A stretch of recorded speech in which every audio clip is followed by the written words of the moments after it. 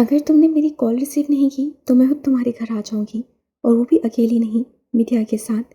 پھر جو تماشا لگے گا اسے تم اور تمہارے دو ووٹرز دونوں عرصے تک بھول نہیں پائیں گے۔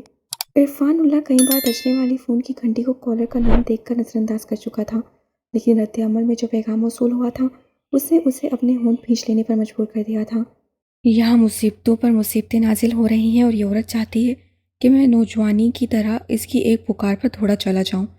وہ غصے و جھنجھلاہٹ سے بڑبڑایا اور بستر سے اتر کر کھڑکی کی طرف گیا۔ اس کھڑکی کا شیشہ بلٹ پروف تھا، جسے کھولے بغیر وہ اطمینان سے باہر جھانک سکتا تھا۔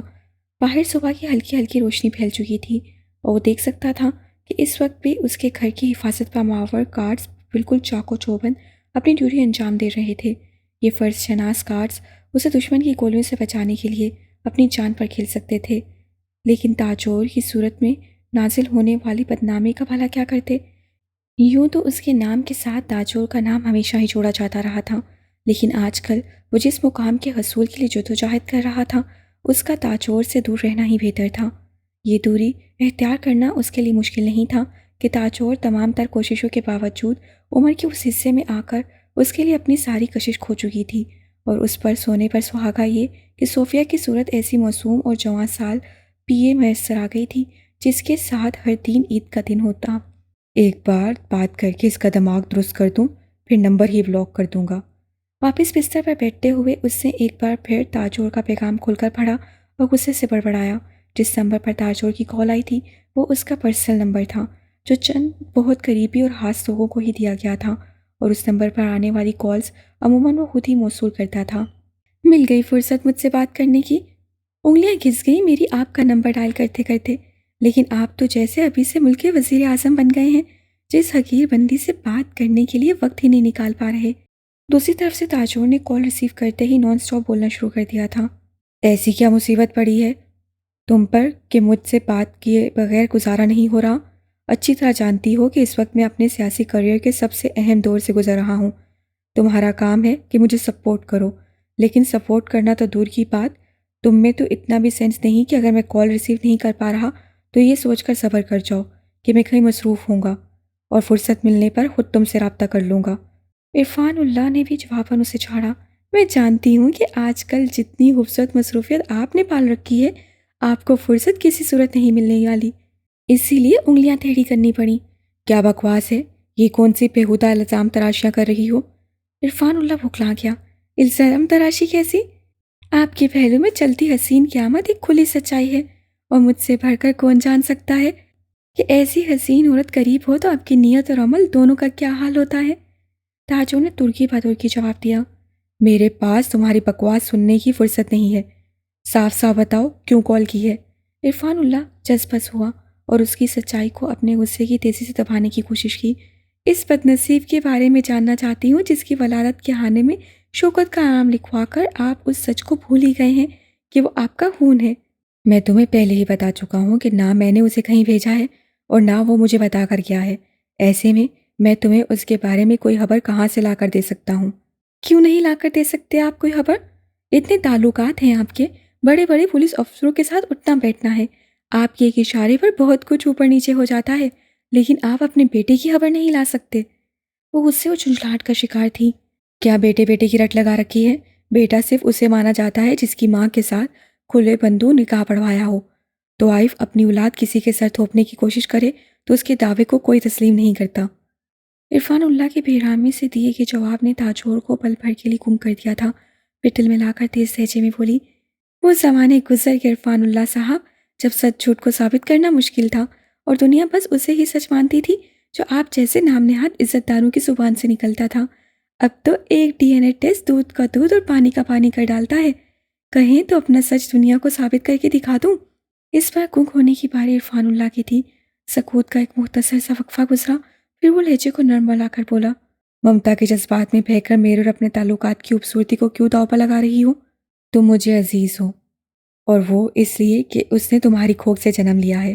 دنیا داری کی مصلحتوں کو تم مجھ سے بڑھ کر جانتی ہو، ورنہ سچ تو یہ ہے کہ میں بھی اس کے لیے پریشان ہوں اور اپنے طور پر اسے تلاش کرنے کی کوشش کر رہا ہوں۔ جیسے ہی کوئی خبر ملی سب سے پہلے تمہیں اطلاع دوں گا۔ تمہیں یوں بار بار فون کر کے مجھے یاد دہانی کروانے کی ضرورت ہی نہیں ہے۔ آپ میرے جذبات کو نہیں سمجھ سکتے عرفان اللہ صاحب۔ مانا کہ بہت مضبوط اعصاب کی عورت ہوں اور گھاٹ گھاٹ کا پانی پینے کے بعد عام اردو جیسے جذباتیت نہیں رہی مجھ میں، لیکن یہ جو کم بات ممتا ہے نا، اس کے جذبات سارے جذبات سے الگ ہوتے ہیں۔ لاکھ دھیان بٹاؤں لیکن اس بد نصیب کا چہرہ آنکھوں کے سامنے آ جاتا ہے۔ عرفان اللہ کی حکمت عملی کامیاب رہی اور تاجور کا دل بسیجنے کے ساتھ ساتھ لہجہ بھی نرم پڑ گیا۔ میرے ہوتے تمہیں فکریں پالنے کی ضرورت نہیں ہے، کرتا ہوں میں کچھ نہ کچھ۔ وہ بظاہر تاجور کو تسلیاں دے رہا تھا، لیکن دماغ اس کی دھمکی میں اٹکا ہوا تھا اور ذہن میں مسلسل یہ خیال کھلبلا رہا تھا کہ اس سے پہلے کہ وہ اپنی دھمکی کو دہرائے، اس کا کوئی نہ کوئی مستقل حل نکالنا ہوگا۔ آپ کی تسلی کے بھروسے سے اپنی ممتا کو سمجھا رہی ہوں، خیال رکھیے گا کہ مجھے مایوسی کا منہ نہ دیکھنا پڑے۔ ادھر تاجور اس کی سوچ سے بے خبر بالکل ہتھیار ڈال چکی تھی۔ اس سے بڑے سلاجو انداز میں اسے بھائی کہہ کر سلسلہ منقطع کیا تو یکدم سامنے آ کھڑے ہوئے باسل کو دیکھ کر شرشر رہ گئی۔ کب آئے تم؟ حیرت کی شدت سے سنبھلی تو اسے گلے لگاتے ہوئے جذباتی انداز سے پوچھا۔ اس وقت جب آپ ہمیشہ کی طرح اس خودغرض اور چلاک آدمی کے ہاتھوں بے وقوف بن رہی تھیں۔ اسے سختی سے جواب دیا۔ کیوں ایسا سوچتے ہو؟ وہ خود تمہارے لیے فکر مند تھے اور بتا رہے تھے کہ مسلسل تمہیں تلاش کروانے میں کوششیں کر رہے ہیں۔ مجھے وہ صرف اس وقت یاد کرتے ہیں جب ان کے پاس میرے لائق کوئی خدمت ہو، اور سنا ہے آج کل ان کے گرد بڑے خدمت گزار جمع ہو گئے ہیں۔ اس پر ماں کی نصیحت کا کوئی اثر نہیں ہوا تھا۔ تاجور خود ہی بات بدلتے ہوئے بولی، چھوڑو اس بات کو اور یہ بتاؤ کتنے عرصے کہاں رہے؟ کم از کم کوئی پیغام بھی بھجوا دیتے۔ کچھ اندازہ بھی ہے کہ میں تمہارے لیے کتنی پریشان رہی۔ دیکھو صحت کتنی خراب ہو گئی ہے تمہاری، اور رنگت بھی تو جھلس گئی ہے۔ جہنم میں رہ کر انسان جھلستا ہی ہے، لیکن میرا بھی وعدہ ہے کہ خود کو اس اذیت سے گزارنے والوں سے ایک ایک تکلیف کا پورا پورا حساب لوں گا۔ اس کے لہجے میں ایسی تپش تھی کہ تاجور نے ایک مضبوط عورت ہونے کے باوجود اپنے جسم میں پیری سی محسوس کی۔ ایسا کرو تم نہا دھو کر فریش ہو جاؤ، میں تمہارے لیے کچھ کھانے پینے کو منگواتی ہوں۔ بات بدل دینا ہی اس وقت سب سے بہترین حل تھا۔ ٹھیک ہے، لیکن خیال رہے کہ ابھی ادھر میرے آنے کی اطلاع نہیں کرنی ہے۔ میں پہلے اپنے ذاتی کام نپٹا لوں، پھر دیتا ہوں اس دربار میں حاضری۔ اس سے ماں کو نصیحت کی۔ اچھا ٹھیک ہے، جیسے تم کہو۔ تاجور کے پاس حامی بھرنے کے سوا کوئی دوسرا انتخاب نہیں تھا۔ وہ اس کا بیٹا تھا، لیکن کبھی کبھی وہ خود اس کی وحشت سے ڈر جاتی تھی۔ ذرا میرے لیے ایک کپ اسٹرانگ سی کافی بنوا دیں، میں اتنی دیر میں بات لے کر چینج کر لوں۔ وہ کہتا ہوا کمرے سے باہر نکل گیا۔ اپنے ہاتھ میں موجود موبائل اسے وہیں ایک سائڈ ٹیبل پر رکھ دیا تھا۔ تاجور بھی اس کے پیچھے ہی کمرے سے باہر نکل گئی تھی۔ چنانچہ جب موبائل پر کال آنا شروع ہوئی تو اسے سننے والا کوئی نہیں تھا۔ تم سکون سے تو بیٹھو، اللہ نے چاہا تو سب خیر ہوگی۔ رحیلہ نے بےقراری سے ٹھہرتی بشریٰ کو تسلی دینے کی اپنی سی کوشش کی۔ کیسے بیٹھو سکون سے؟ وہاں موز تھا اور وہ سارے لوگ تھے جنہوں نے موز کی خاطر مشکل حالات میں میرے ہر ممکنہ مدد کی۔ اس کی آنکھیں اگرچہ خوش تھیں لیکن ان میں اتنا کرب تھا کہ رحیلہ کا اپنا دل تڑپ اٹھا۔ وہ بشریٰ کے قریب گئی اور اس کے دونوں ہاتھ تھام کر رسانیت سے بولی، تم تو اتنی بہادر ہو، تم نے اتنے بڑے بڑے صدموں کو بہادری سے جھیلا ہے، پھر ایک ایسے حادثے پر کیوں اتنی پریشان ہو رہی ہو جس سے امکان ہے کہ کچھ لوگ محفوظ بھی رہے ہوں گے؟ تم دیکھنا کہ ان محفوظ رہنے والوں میں موز بھی شامل ہوگا۔ رحیلہ اس کی دوست تھی اور ماضی میں موز کے لیے اس کے جذبات کو سمجھ چکی تھی، اس لیے اس وقت اسے خاص اسی کے حوالے سے تسلی دے رہی تھی۔ بہادر ہوں، لیکن سینے میں پتھر کا دل لیے تو نہیں پھرتی کہ ہر دکھ ہر صدمے کو سہتی ہی چلی جاؤں۔ میں بتا رہی ہوں تمہیں کہ موز کو کچھ ہوا تو مجھ سے بالکل بھی برداشت نہیں ہوگا۔ اس کی آنکھوں کا کر مزید بڑھ گیا۔ انشاءاللہ کچھ نہیں ہوگا اسے۔ آصف کوشش کر رہے ہیں اپڈیٹ لینے کی، اللہ نے چاہا تو اچھی خبر ہی ملے گی۔ تم یہاں بیٹھو اور خوب دل لگا کر دعا کرو، دعا کی طاقت بڑے بڑے طوفانوں کا رخ بدل دیتی ہے۔ رحیلہ نے زبردستی اسے ایک صوفے پر بٹھایا۔ اسی وقت اس کا شوہر آصف اندر داخل ہوا۔ کچھ معلوم ہوا؟ رحیلہ نے بے چینی سے پوچھا۔ بشریٰ کی آس بھری نظریں بھی اس کی طرف اٹھیں۔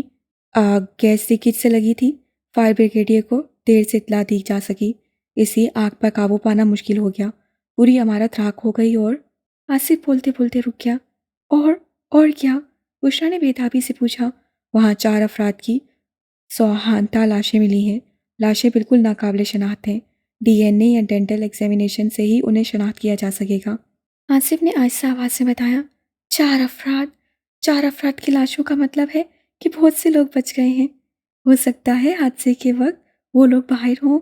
رحیلہ نے بشرا کی تیزی سے زرد پڑتی رنگت دیکھی تو تسلی دینے والے انداز سے بولی۔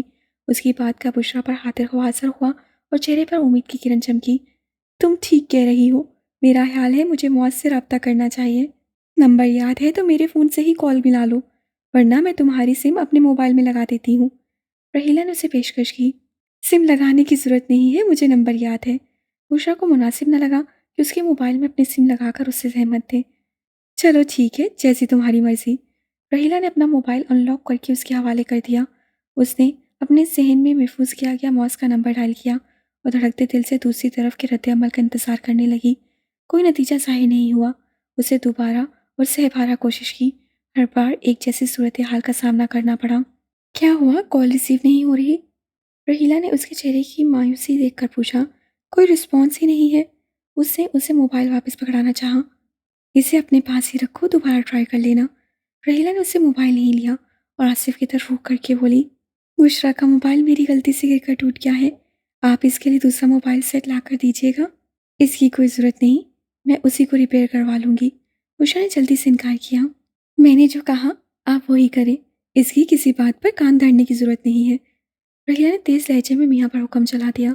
یہ زیادتی ہے رحیلہ، ایک تو میرے فون کے گرنے اور ٹوٹنے میں تمہاری کوئی غلطی نہیں تھی، اور اگر ہوتی بھی تو کیا میں تم سے ہرجانہ لوں گی؟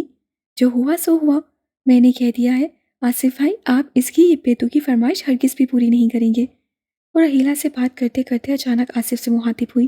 وہ بات یہ ہے کہ میری بیگم بالکل بھی بیتو کی باتیں نہیں کرتی، اور کرتی بھی ہوتی تو مجھ میں ان کے حکم سے سرتابی کی مجال نہیں تھی۔ آصف نے رحیلہ کو فدا ہو جانے والی نظروں سے دیکھتے ہوئے اسے جواب دیا تو جواباً وہ شرمانے اور مسکرانے لگی۔ دونوں میاں بیوی نے اچھی نوٹنکی لگا رکھی ہے۔ بشرا چنچلا کر زیر لب پر پڑھائی اور ایک بار پھر معاذ کا نمبر ڈائل کرنے لگی۔ نتیجہ حسب سابق تھا۔ مہناز سے بات کر کے دیکھتی ہوں۔ اس کے دل میں خیال آیا تو مہناز کا نمبر ڈائل کرنے لگی۔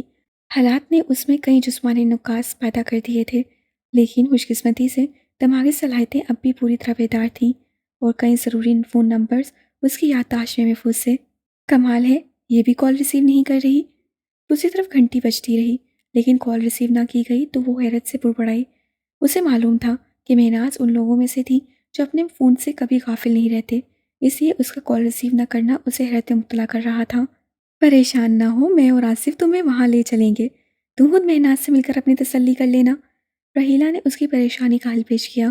ایسے تو ہم وہاں لالا کے ٹھکانے پر بھی جا سکتے ہیں، اسے خیال سوچا۔ میرے خیال میں یہ مناسب نہیں ہوگا۔ جس قسم کے حالات آپ لوگوں کو درپیش ہیں، ہم اس امکان کو رد نہیں کر سکتے کہ آج تک زندگی کا واقعہ محض حادثہ تھا اور آگ کسی نے نہیں لگائی۔ آصف نے اس موقع پر گفتگو میں دخل دیا اور بشرا کے خیال کی مخالفت کی۔ واقعی اگر ایسا ہے تو تم کسی کی نظر میں آ سکتی ہو۔ رحیلہ نے تشویش کا اظہار کیا۔ پھر تو مجھے مہناز کے پاس ہی جانا چاہیے، ہو سکتا ہے وہاں سے مجھے کوئی سنگن مل جائے۔ وہ ان دونوں میاں بیوی کے لیے خطرات پیدا کرنے کے حق میں نہیں تھی، اس سے فوراً ہی اپنی خواہش سے دستبردار ہو گئی۔ مہناز کے پاس بھی میں آپ کو صرف اس صورت میں لے کر جاؤں گا جب آپ اچھی طرح کھا پی کر خود کو فریش کر لیں گی۔ آصف نے فٹ سے شرٹ رکھ دی۔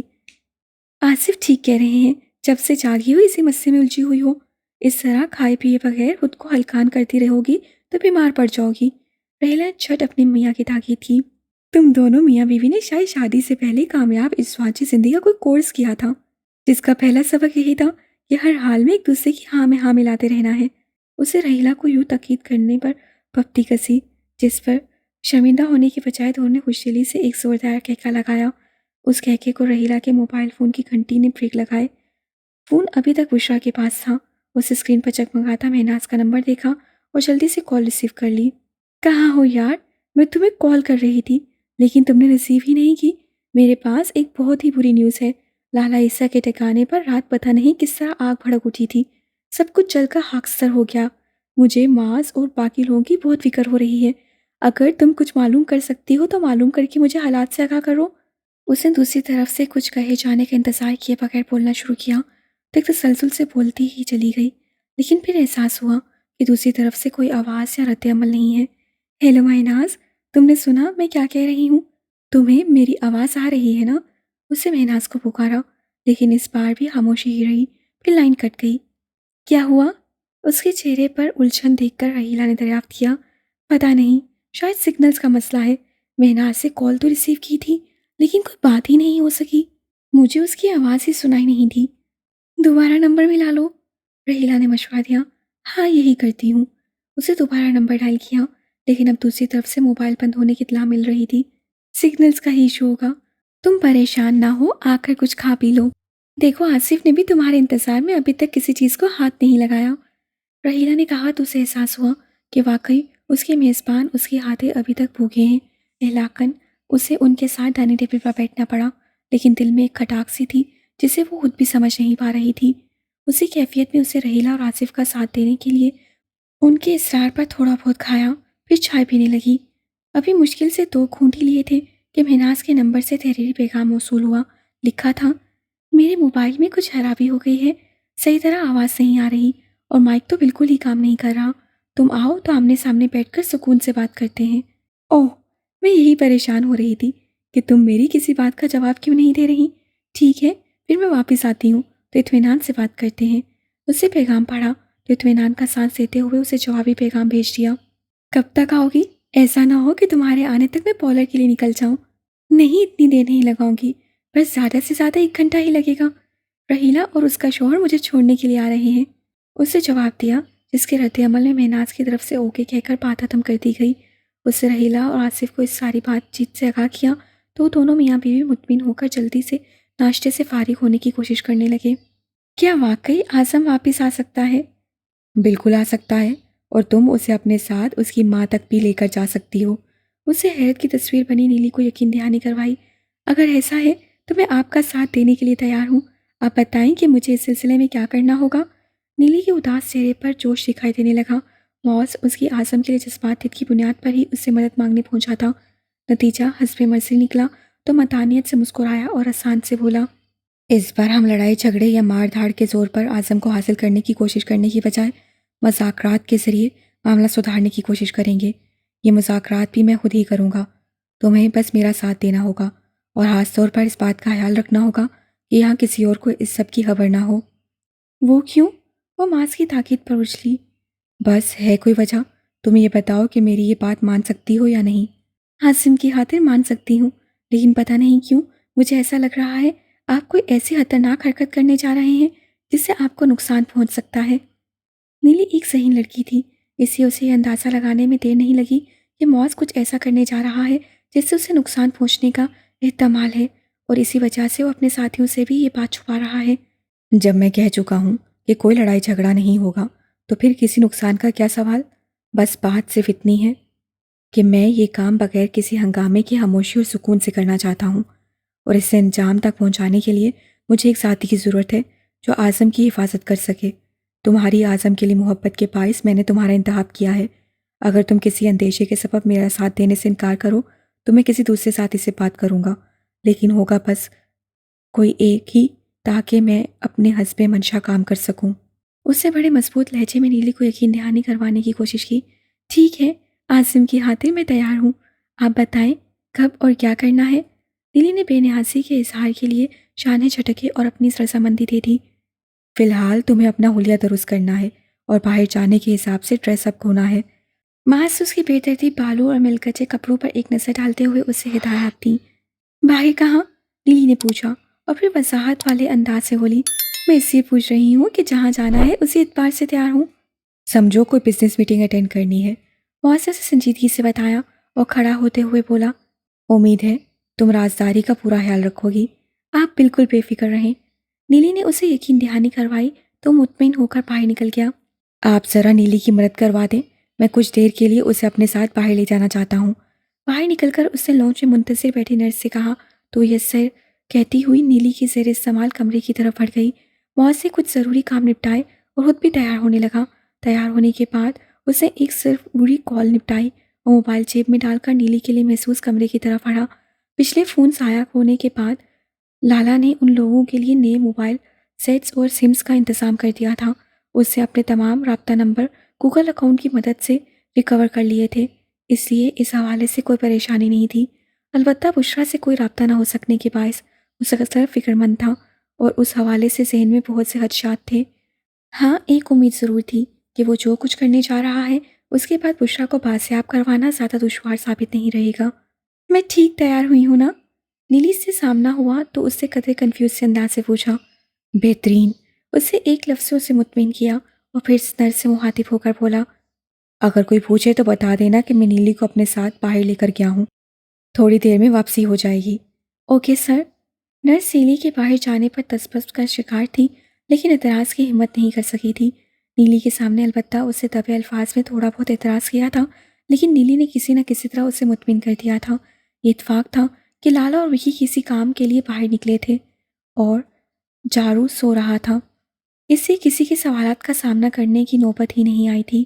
ڈر تو نہیں لگ رہا؟ اس سے آن لائن ٹیکسی منگوائی تھی اور اب اس کی پچھلی نشست پر نیلی کے ساتھ بیٹھا اس سے دھیمی آواز میں دریافت کر رہا تھا، ساری زندگی تنے ہوئے رسے پر چلتے یا موت کے کنویں میں مومی کے پیچھے موٹر سائیکل پر بیٹھے گزاری ہے؟ ایسے میں ڈر کیا ہوتا ہے کبھی خبر ہی نہیں ہو سکی۔ ہاں، بس ایک بات کا ڈر لگتا تھا کہ مومی کو نہ کھو دوں۔ اب اس ڈر سے بھی گزر گئی ہوں تو سب ختم ہو گیا ہے، ڈر بھی اور زندہ رہنے کی تمنا بھی۔ جنہیں زندگی پیاری نہ رہے وہ پھر کسی چیز سے نہیں ڈرتے۔ اس کی آنکھوں اور لہجوں دونوں میں ویرانی تھی۔ آئی ایم سوری، مجھے خیال ہی نہیں رہا تم عدت میں ہوگی۔ مومی کی موت کا ذکر آیا تو اسے اس بات کا خیال آیا جسے پہلے سوچا ہی نہ تھا۔ عدت؟ وہ عجیب سے انداز میں ہنسی۔ میرے ایسے حالات ہی کہاں ہیں کہ میں عدت کر سکوں؟ جو میرا دنیا میں واحد محرم تھا وہ چلا گیا، میں تو رہ بھی نامحرموں کے ساتھ رہی ہوں، پھر ایسے میں عدت کا اہتمام کیا حق کروں گی؟ اس کے تلخ سچ نے موز کو خاموشی اختیار کرنے پر مجبور کر دیا۔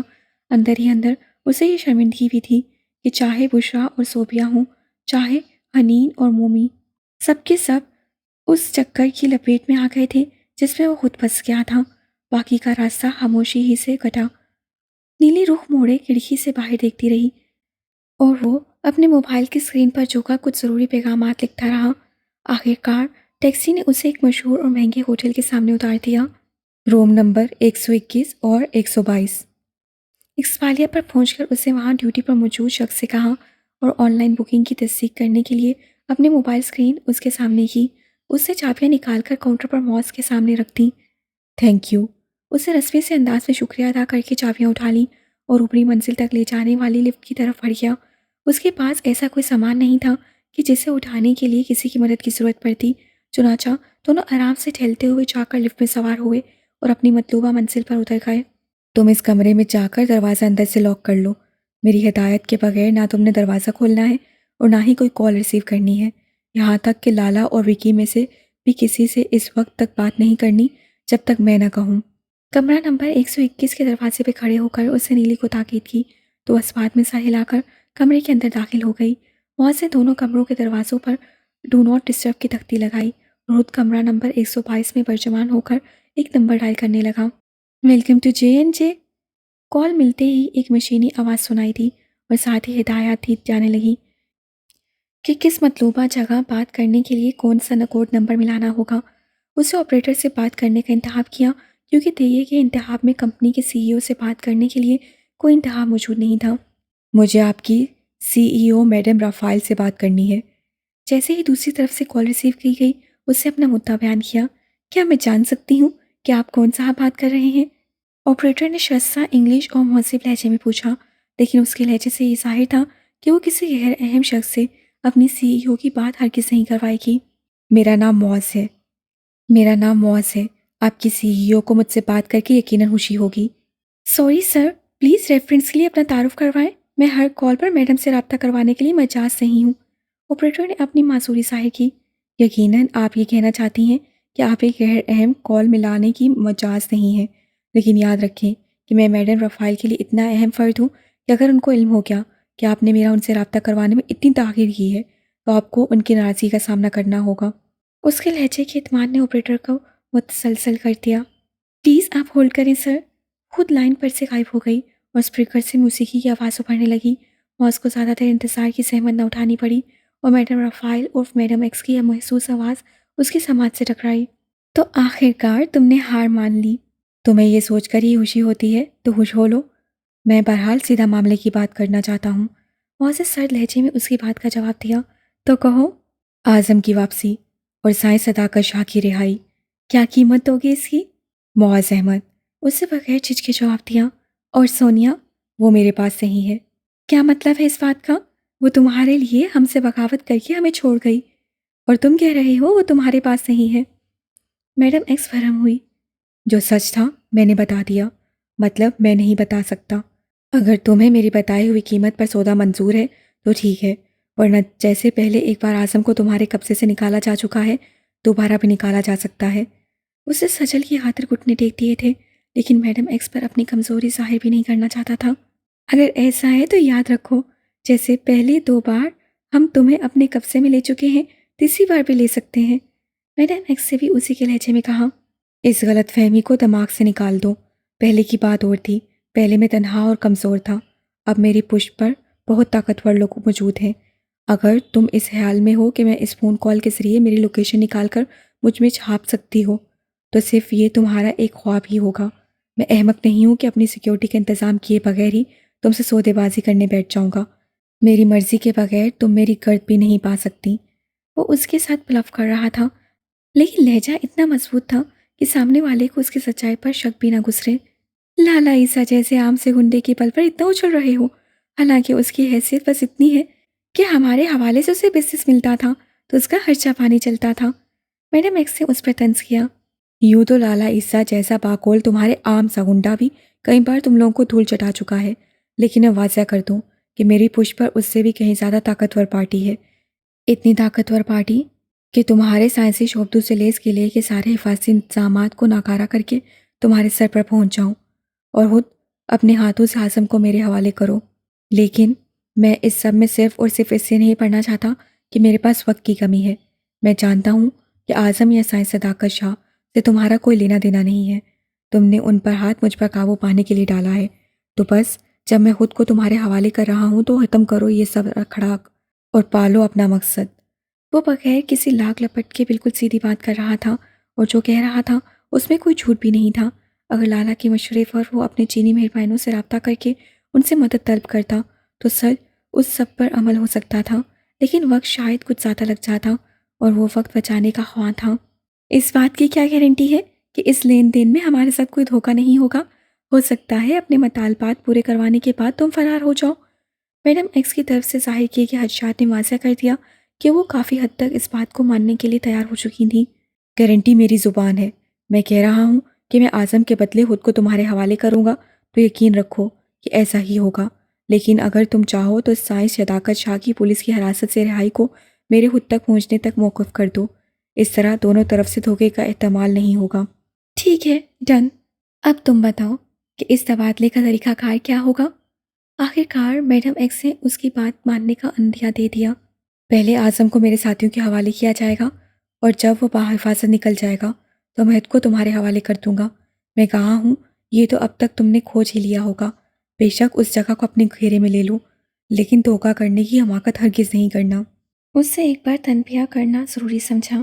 اعظم کو کہاں پہنچانا ہوگا؟ میڈم ایکس نے اس کی تنبیہ کے جواب میں کچھ کہنے کے بجائے معاملے کی بات کی۔ یہ میں کچھ دیر میں بتاؤں گا، اس سے کہہ کر سلسلہ منقطع کر دیا۔ اب اسے وکی یا لالا عیسیٰ میں سے کسی سے بات کرنی تھی، لیکن ان سے پہلے اسے نیلی کا نمبر ملایا۔ تم ٹھیک ہو؟ کسی قسم کی کوئی پریشانی تو نہیں؟ میں بالکل ٹھیک ہوں، لیکن بار بار وکی بھائی کی کال آ رہی تھی۔ میں نے کال ریسیو نہیں کی تو ان کا میسج آ گیا۔ شاید آپ نے ان کو صورتحال سے آگاہ کرنے کے لیے کوئی پیغام بھیجا تھا، تو وہ پریشان ہو رہے تھے۔ وہ جاننا چاہ رہے تھے کہ ہم دونوں اس وقت کہاں ہیں۔ آپ نے منع کیا تھا، اس سے میں نے اس پیغام کا کوئی جواب نہیں دیا۔ اب آپ دیکھ لیں کہ کیا کرنا ہے۔ نیلی نے اس کی بات کا جواب دیا۔ تم فکر نہ کرو، اور اگر بور ہو رہی ہو تو کوئی مووی وغیرہ لگا کر دیکھ لو، وکی سے میں خود بات کر لیتا ہوں۔ اس نے نیلی کو تسلی دی اور سلسلہ منقطع کرنے کے بعد پہلے وکی اور لالا کا نمبر ان بلاک کیا۔ راستے میں انہیں پیغام بھیجنے کے بعد اس نے ان کے نمبر جان بوجھ کر بلاک کر دیے تھے کہ ان کے سوالوں کے جواب نہ دینے پڑے اور خود سکون سے میڈم ایکس سے مذاکرات کر سکے۔ اب جبکہ سب کچھ اس کی مرضی کی ترتیب سے چل رہا تھا، لالا یا وکی سے رابطہ کرنے میں کوئی موقع ضائع نہیں تھا۔ اس نے نیلی کے پاس آئے پیغام کی وجہ سے وکی سے رابطہ کرنا مناسب سمجھا۔ آپ کہاں ہیں موز بھائی، اور کیا کرتے پھر رہے ہیں؟ میں اور لالا آپ کے لیے بہت پریشان ہیں۔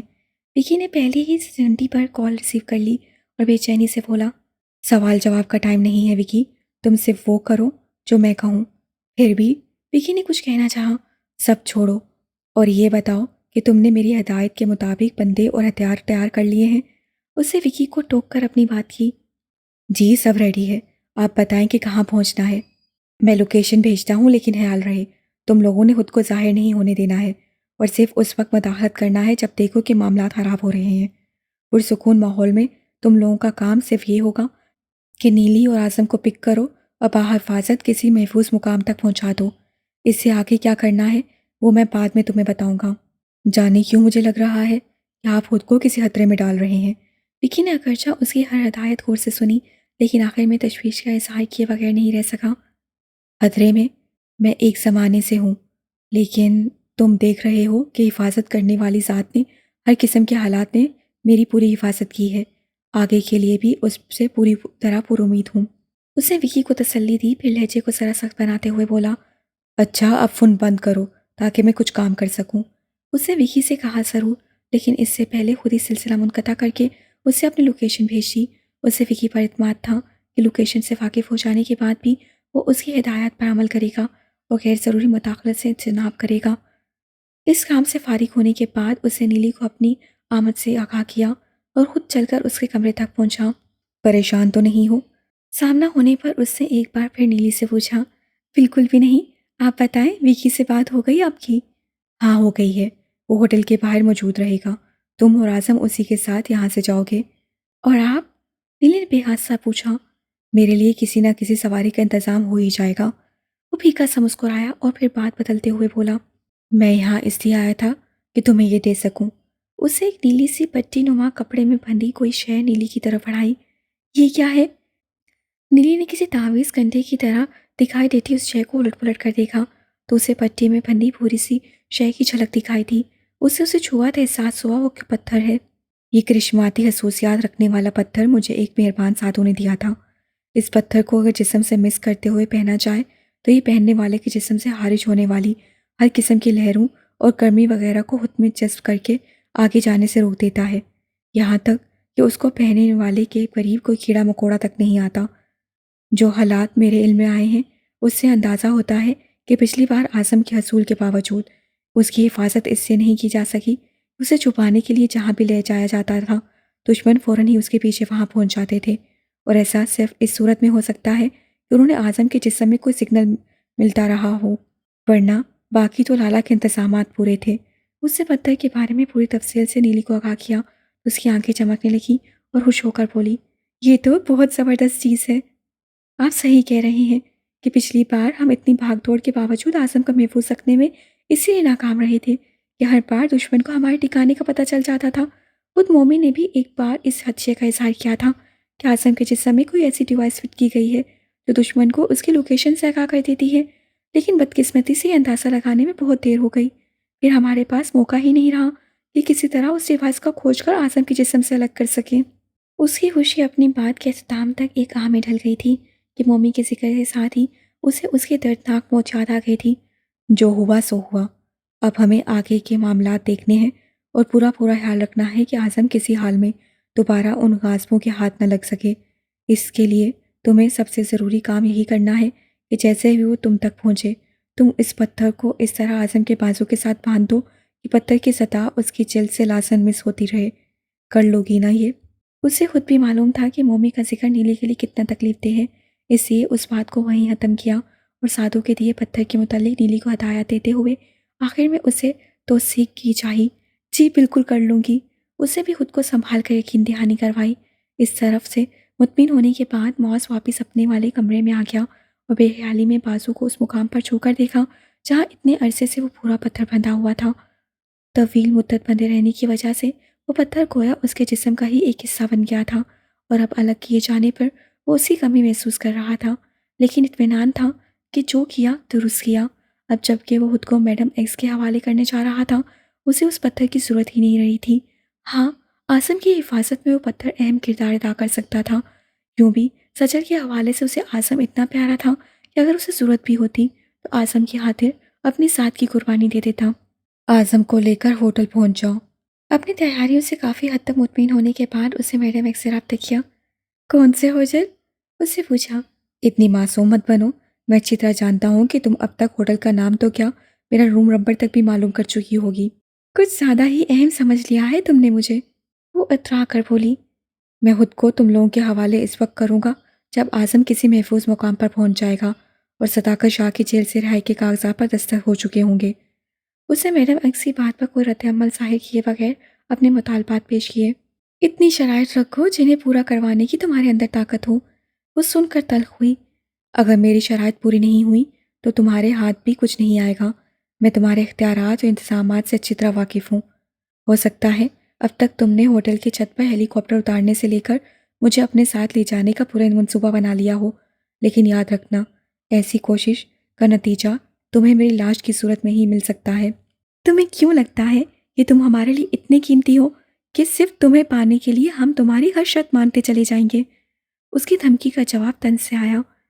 میں تم لوگوں کے لیے قیمتی ہوں، اس بات کو مجھے میری ماضی کے تجربات نے باور کروایا ہے، لیکن اگر میں ماضی کو نظر انداز بھی کر دوں تو حال کی یہ حقیقت نہیں جھٹلائی جا سکتی کہ اپنی بیٹی کے بارے میں کوئی سنگن لینے کے لیے تمہارے پاس میرے سوا کوئی راستہ نہیں ہے۔ میں یہ تو سوچ ہی نہیں سکتا کہ میرے ایک بار کے انکار پر تم نے ہتھیار ڈال دیے ہیں۔ میں جانتا ہوں کہ تم صرف اور صرف اس بات کے منتظر ہو کہ میں تم تک پہنچوں تو تم کسی بھی طرح میرے حلق سے ساری معلومات اگلوا لو۔ وہ اتنی حقیقت پسندی سے حالات کا تجزیہ کر رہا تھا کہ میڈم ایکس کے لیے اسے جھٹلانا ممکن نہیں رہا، اور دوسری جانب سے اس پر حملہ کرتے ہوئے بولی، میں نے تو سنا ہے کہ تمہارے مذہب میں خودکشی حرام ہے، اور تم اتنے نیک لڑکے ہو کر مجھے اس حرام کام کی دھمکی دے رہے ہو۔ ہمارے ہاں حالت جنگ میں جسم سے بم باندھ کر ٹینکوں کے آگے لیٹ جانے کی مثالیں بھی موجود ہیں۔ سپاہی جب جنگ کے میدان میں ہو تو اس کے دل میں صرف ایک جذبہ ہوتا ہے، اپنے مقابل کو زیر کرنے کا جذبہ، کیونکہ وہ جانتا ہے کہ اگر میں زیر ہو گیا تو دشمن کی فوجیں میرے پورے چمن کو اجاڑ ڈالیں گی۔ میں بھی حالت جنگ میں ہوں اور حالات کے مطابق کچھ بھی کر گزرنے کے لیے تیار ہوں، اس لیے میری مانو تو مجھے دھوکہ دینے کی حماقت نہ کرنا۔ ویسے خودکشی میرے پاس آخری آپشن ہوگا۔ پہلے نمبر پر تو ہم تمہیں تمہارے چالوں کا جواب دیں گے، اور اپنی ہر اینٹ کے جواب میں تم ہمارا پتھر ضرور کھانا پڑے گا۔ وہ کسی طور میڈم ایکس کے قابو میں آنے کے لیے تیار نہیں تھا۔ ٹھیک ہے، نہیں ہوگا دھوکہ، لیکن جواباً تمہیں بھی ایسی ہی ایمانداری کا مظاہرہ کرنا ہوگا۔ میڈم ایکس نے حامی بھرنے کے ساتھ ساتھ شرط بھی رکھی۔ اس کی میں پہلے ہی تمہیں ضمانت دے چکا ہوں۔ بس تو پھر اعظم کو تمہارے پاس بھجوا رہی ہوں۔ 20 منٹ سے زیادہ وقت نہیں لگنا چاہیے، اس سے تاکید کی اور اپنی بات میں مزید زور پیدا کرنے کے لیے بولا، اس سے زیادہ وقت لگنے کی صورت میں اپنی جگہ چھوڑ دوں گا، اور تمہیں اس بات کا تجربہ ہے کہ میں غائب ہو جاؤں تو تمہارے لوگ بھی مجھے کھوج نہیں پاتے۔ سب کچھ تمہاری مرضی کے مطابق ہوگا۔ آواز سے صاف اندازہ ہو رہا تھا کہ یہ جواب دیتے ہوئے میڈم ایکس سے اپنے دانت کچکچائے تھے۔ گڈ، معاذ سے چڑھانے والے انداز میں اس کے فیصلے کو سراہا اور پھر سنجیدگی اختیار کرتے ہوئے بولا، میرے فون بند کرتے ہی تمہارا وقت شروع ہو جائے گا۔ ٹھیک 20 منٹ بعد مجھے اعظم یہاں پہنچنے کی اطلاع ملنی چاہیے، دوسری صورت میں 21ویں منٹ ختم ہونے سے پہلے میں یہاں سے جا چکا ہوں گا۔ یہ الفاظ کہنے کے بعد اس سے دوسری طرف کا جواب سنے بغیر سلسلہ منقطع کر دیا اور خود وکی کو کال ملائی۔ کیا رپورٹ ہے؟ ہم یہاں پہنچ چکے ہیں اور پوزیشن سنبھالنی ہے۔ زمین سے لے کر فضا تک ہر طرف ہماری نظریں ہیں، کوئی کہیں سے بھی آئے ہماری زد سے دور نہیں ہوگا۔ کوئی مشکوک سرگرمی؟ اسے وکی کی رپورٹ پر اطمینان محسوس کرتے ہوئے اگلا سوال کیا۔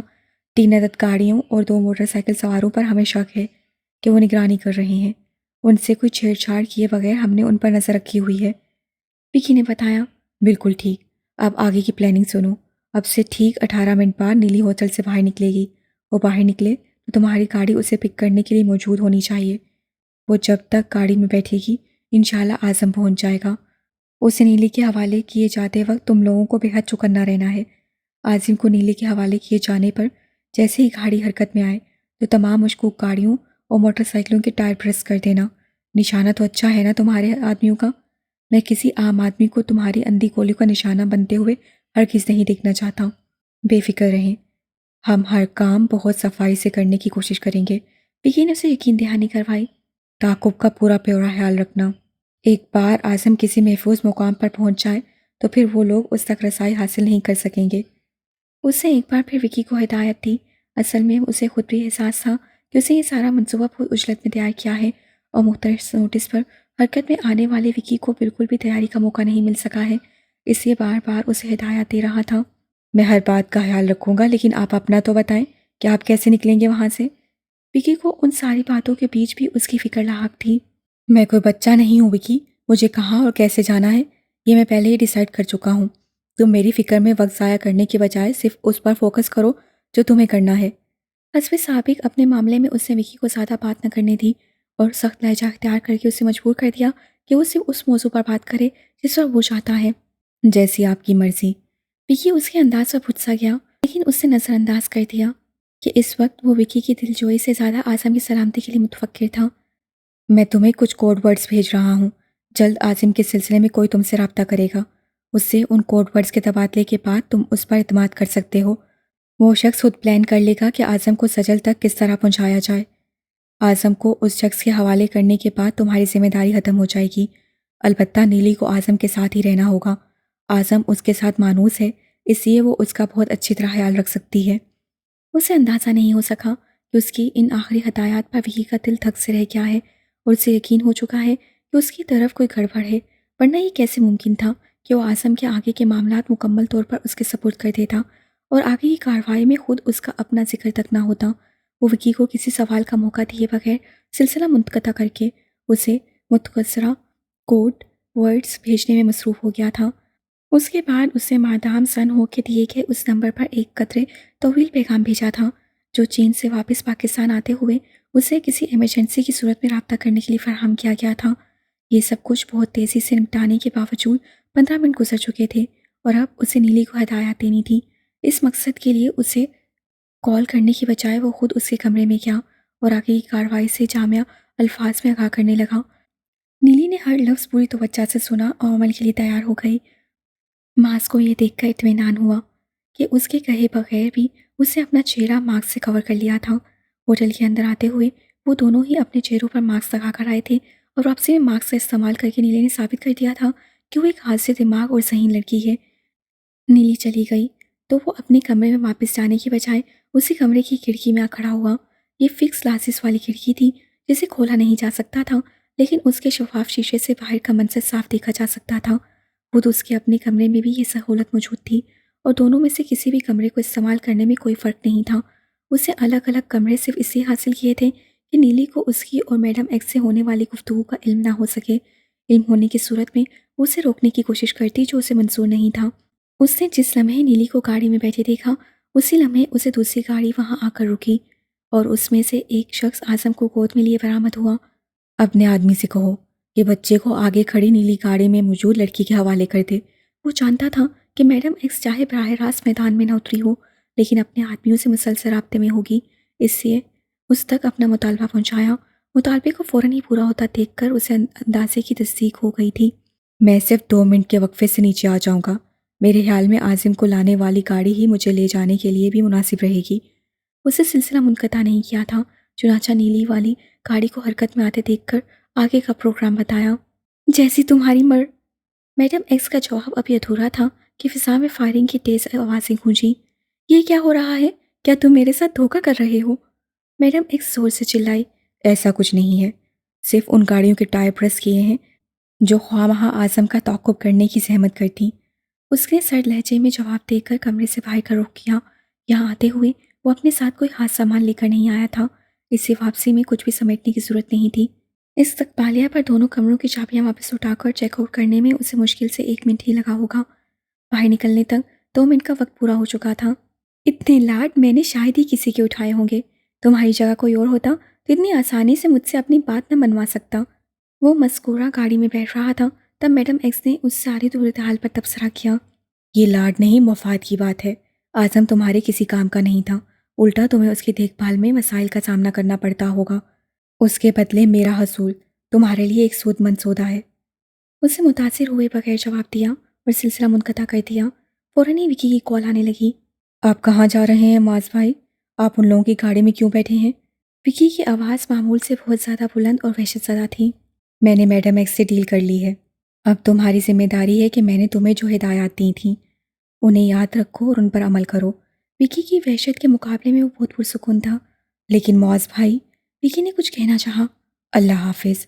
اس نے اس کی مزید سنے بغیر سلسلہ منقطع کر دیا اور موبائل آف کر کے پہلے اس میں سے سم نکال کر دوڑی، پھر ٹوٹی ہوئی سم کو موبائل سمیت گاڑی سے باہر اچھال دیا۔ گاڑی میں ڈرائیور کے علاوہ وہ شخص بھی موجود تھا جس نے اعظم کو نیلی کے حوالے کیا تھا، لیکن اب تک اس کی طرف دیدہ زدہ نظروں سے دیکھنے کے سوا اس نے کسی قسم کی مداخلت نہیں کی تھی۔ اس کے اشارے پر گاڑی چل پڑی۔ معاذ نے بھی اس شخص کو مکمل طور پر نظر انداز کیا اور خود نشست کی پشت ہاتھ سے ٹیک لگا کر آنکھیں بند کر لیں۔ خود کو حالات کے دھارے پر چھوڑنے کے بعد اسے یہ جاننے میں ذرا بھی دلچسپی نہیں رہ گئی تھی کہ وہ لوگ اسے کہاں لے جا رہے ہیں۔ رائٹ نہیں، لیفٹ مڑنا تھا آصف بھائی، آپ نے غلط ٹرن لے لیا ہے۔ وہ آصف اور رحیلہ کی معیت میں مہناز کی رہائش گاہ کی طرف گامزن تھی۔ آصف نے مہناز کے رہائشی اپارٹمنٹ بلڈنگ کا نام سن کر اس سے واقفیت کا اظہار کیا تھا، لیکن منزل کے قریب پہنچ کر وہ راستہ بھٹک گیا تھا جس پر پچھلی نشست پر برجمان بشریٰ کو اسے ٹوکنا پڑا تھا۔ اوہو، واقعی یہ تو میں نے غلط ٹرن لے لیا۔ اصل میں دماغ بیگم صاحبہ کی اہم باتوں میں مصروف تھا تو راستے کا خیال نہیں رہ سکا۔ خیر، آگے سے یو ٹرن لے لیتے ہیں۔ آصف نے ہلکے پھلکے انداز میں جواب دیا تو بشریٰ بے حاصہ ہی ہنس پڑی۔ وہ رحیلہ کی جس گفتگو کو اہم قرار دے رہا تھا وہ دراصل ایک لپسٹک کی خریداری کے متعلق تھی جس کا شہر رحیلہ کے مطابق وہ نہیں نکلا تھا جو اسے اسکرین پر دیکھنے میں محسوس ہوا تھا، اور اب وہ آن لائن شاپنگ کی قباختوں پر دھواں دار تقریر کرتے ہوئے مسلسل آصف سے تاکید چاہ رہی تھی۔ بشریٰ ہنسی تو آصف بھی اس کے ساتھ ہنس پڑا۔ رحیلہ نے اپنا مذاق اڑتا محسوس کر کے اسے کندھے پر زوردار تھپ رسید کی۔ یکدم ہی گالی لہرائی۔ ارے ارے سنبھل کر، رحیلہ گھبرا کر چلائی۔ اسے کہتے ہیں کہ ماریں بھی اور رونے بھی نہ دیں، مطلب پہلے ڈرائیو کرتے ہوئے بندے پر آپ حملہ بھی کرو اور یہ بھی چاہو کہ گاڑی بالکل ٹھیک ٹھاک اور رواں چلے۔ آصف نے دھائی دی۔ اوہو، میں نے کون سا آپ پر توپ داغ دی تھی، ایک ہلکا پھلکا مکہ ہی تو رسید کیا تھا۔ تم نے سنا نہیں ہے، وہ اپنے علامہ صاحب کہہ کے گئے ہیں کہ پھول کی پتی سے کٹ سکتا ہے ہیرے کا جگر، تو یہی چال ہمارا ہے۔ مکہ تو بڑی چیز ہے، اگر تم مجھ غریب کو ایک کھری بھی ڈال دو تو میرا پتا پانی ہو سکتا ہے۔ وہ یو ٹرن لے کر واپس اس مقام پر آ چکا تھا جہاں سے انہیں مہناز کی رہائش گاہ کے بائیں جانب مڑنا تھا۔ ایسے ہی تو جورو کے غلام ہیں آپ، رحیلہ نے برا مان کا منہ پھلایا۔ چاہو تو اپنی ساس سے تصدیق کر لو، انہوں نے تو پورا یقین ہے کہ تم نے کالا جادو کر کے ان کے بیٹے کو اپنے قابو میں کیا ہوا ہے۔ وہ صرف رحیلہ کو چھیڑنے کے لیے تو ہانک رہا تھا۔ بشریٰ کو جیسے عرصے بعد ایسا دوستانہ ماحول میسر آیا تھا، مسلسل اس کی باتوں پر ہنس رہی تھی۔ رحیلہ کو اسے یوں ہنستے دیکھنا بہت اچھا لگ رہا تھا، چنانچہ اس نے بھی جان بوجھ کر آصف سے ناراضگی کا ڈرامہ جاری رکھا ہوا تھا۔ خوشگوار ماحول میں جاری اس ہلکی پھلکی گفتگو میں گم گاڑی میں موجود وہ تینوں ہی افراد ارد گرد کے ماحول سے قدرے بے پرواہ ہو گئے تھے، اس لیے انہوں نے اس گاڑی کو نوٹس ہی نہیں کیا جو تیزی سے انہیں اوورٹیک کر کے آگے نکل گئی تھی۔ ہوش اس وقت آیا جب وہ گاڑی آگے جا کر ترچھی ہوئی اور ان کی راہ میں حائل ہو گئی۔ آصف نے بدقت تمام بریک لگا کر تصادم سے بچاؤ کیا۔ اچانک لگائے جانے والے بریکس کی شدت جھٹکے سے سنبھل کر جب تک وہ تینوں سیدھے ہوئے، کچھ مسلح افراد ان کی گاڑی کو اپنے گھیرے میں لے چکے تھے۔ کون ہو تم لوگ اور کیا چاہتے ہو؟ ہمارے پاس بس تھوڑا سا کیش اور یہ موبائل فونز ہیں، تم یہ لے لو اور ہمیں خاموشی سے جانے دو۔ آصف کو لگا کہ وہ بھی رازنی کی اس واردات کا شکار ہوئے ہیں جس سے آئے دن اس لاورس شہر کے شہریوں کا واسطہ پڑتا ہے، اس لیے فوری طور پر اپنا والیٹ بلکہ ڈیش بورڈ پر پڑا اپنا موبائل بھی اٹھا کر اپنے دائیں جانب کھڑے ہتھیار بردار شخص کی طرف بڑھائے۔ رحیلہ کا فون بشریٰ کے پاس تھا کیونکہ بشریٰ کے لیے موبائل کی خریداری سردست نہیں ہو سکی تھی کہ کھانے پینے سے فارغ ہو کر وہ فوری طور پر گھر سے روانہ ہو گئے تھے، اور بشریٰ نے راستے میں کسی موبائل مال پر رکنے کی خواہش کو یہ کہہ کر رد کر دیا تھا کہ فی الحال وہ فوری طور پر مہناز سے ملنا چاہتی ہے۔ اس کے علاوہ اس کا یہ بھی کہنا تھا کہ مہناز کے اپارٹمنٹ میں اس کا ایک پرانا موبائل سیٹ اضافی طور پر رکھا ہوا ہے اور وہ اس سے بھی اپنا کام چلا سکتی ہے۔ آرام سے منہ بند کر کے بیٹھ، زیادہ ٹرٹر کی یا ہلنے جلنے کی کوشش کی تو یہیں ڈھیر کر دوں گا۔ آصف کے تعاون کے جواب میں اس شخص نے اس کے شانے پر زور سے اپنی گن کا دستہ رسید کیا۔ آصف کے ہونٹوں سے ہلکی سی سسکاری جبکہ رحیلہ کے حلق سے تیز چیخ بلند ہوئی۔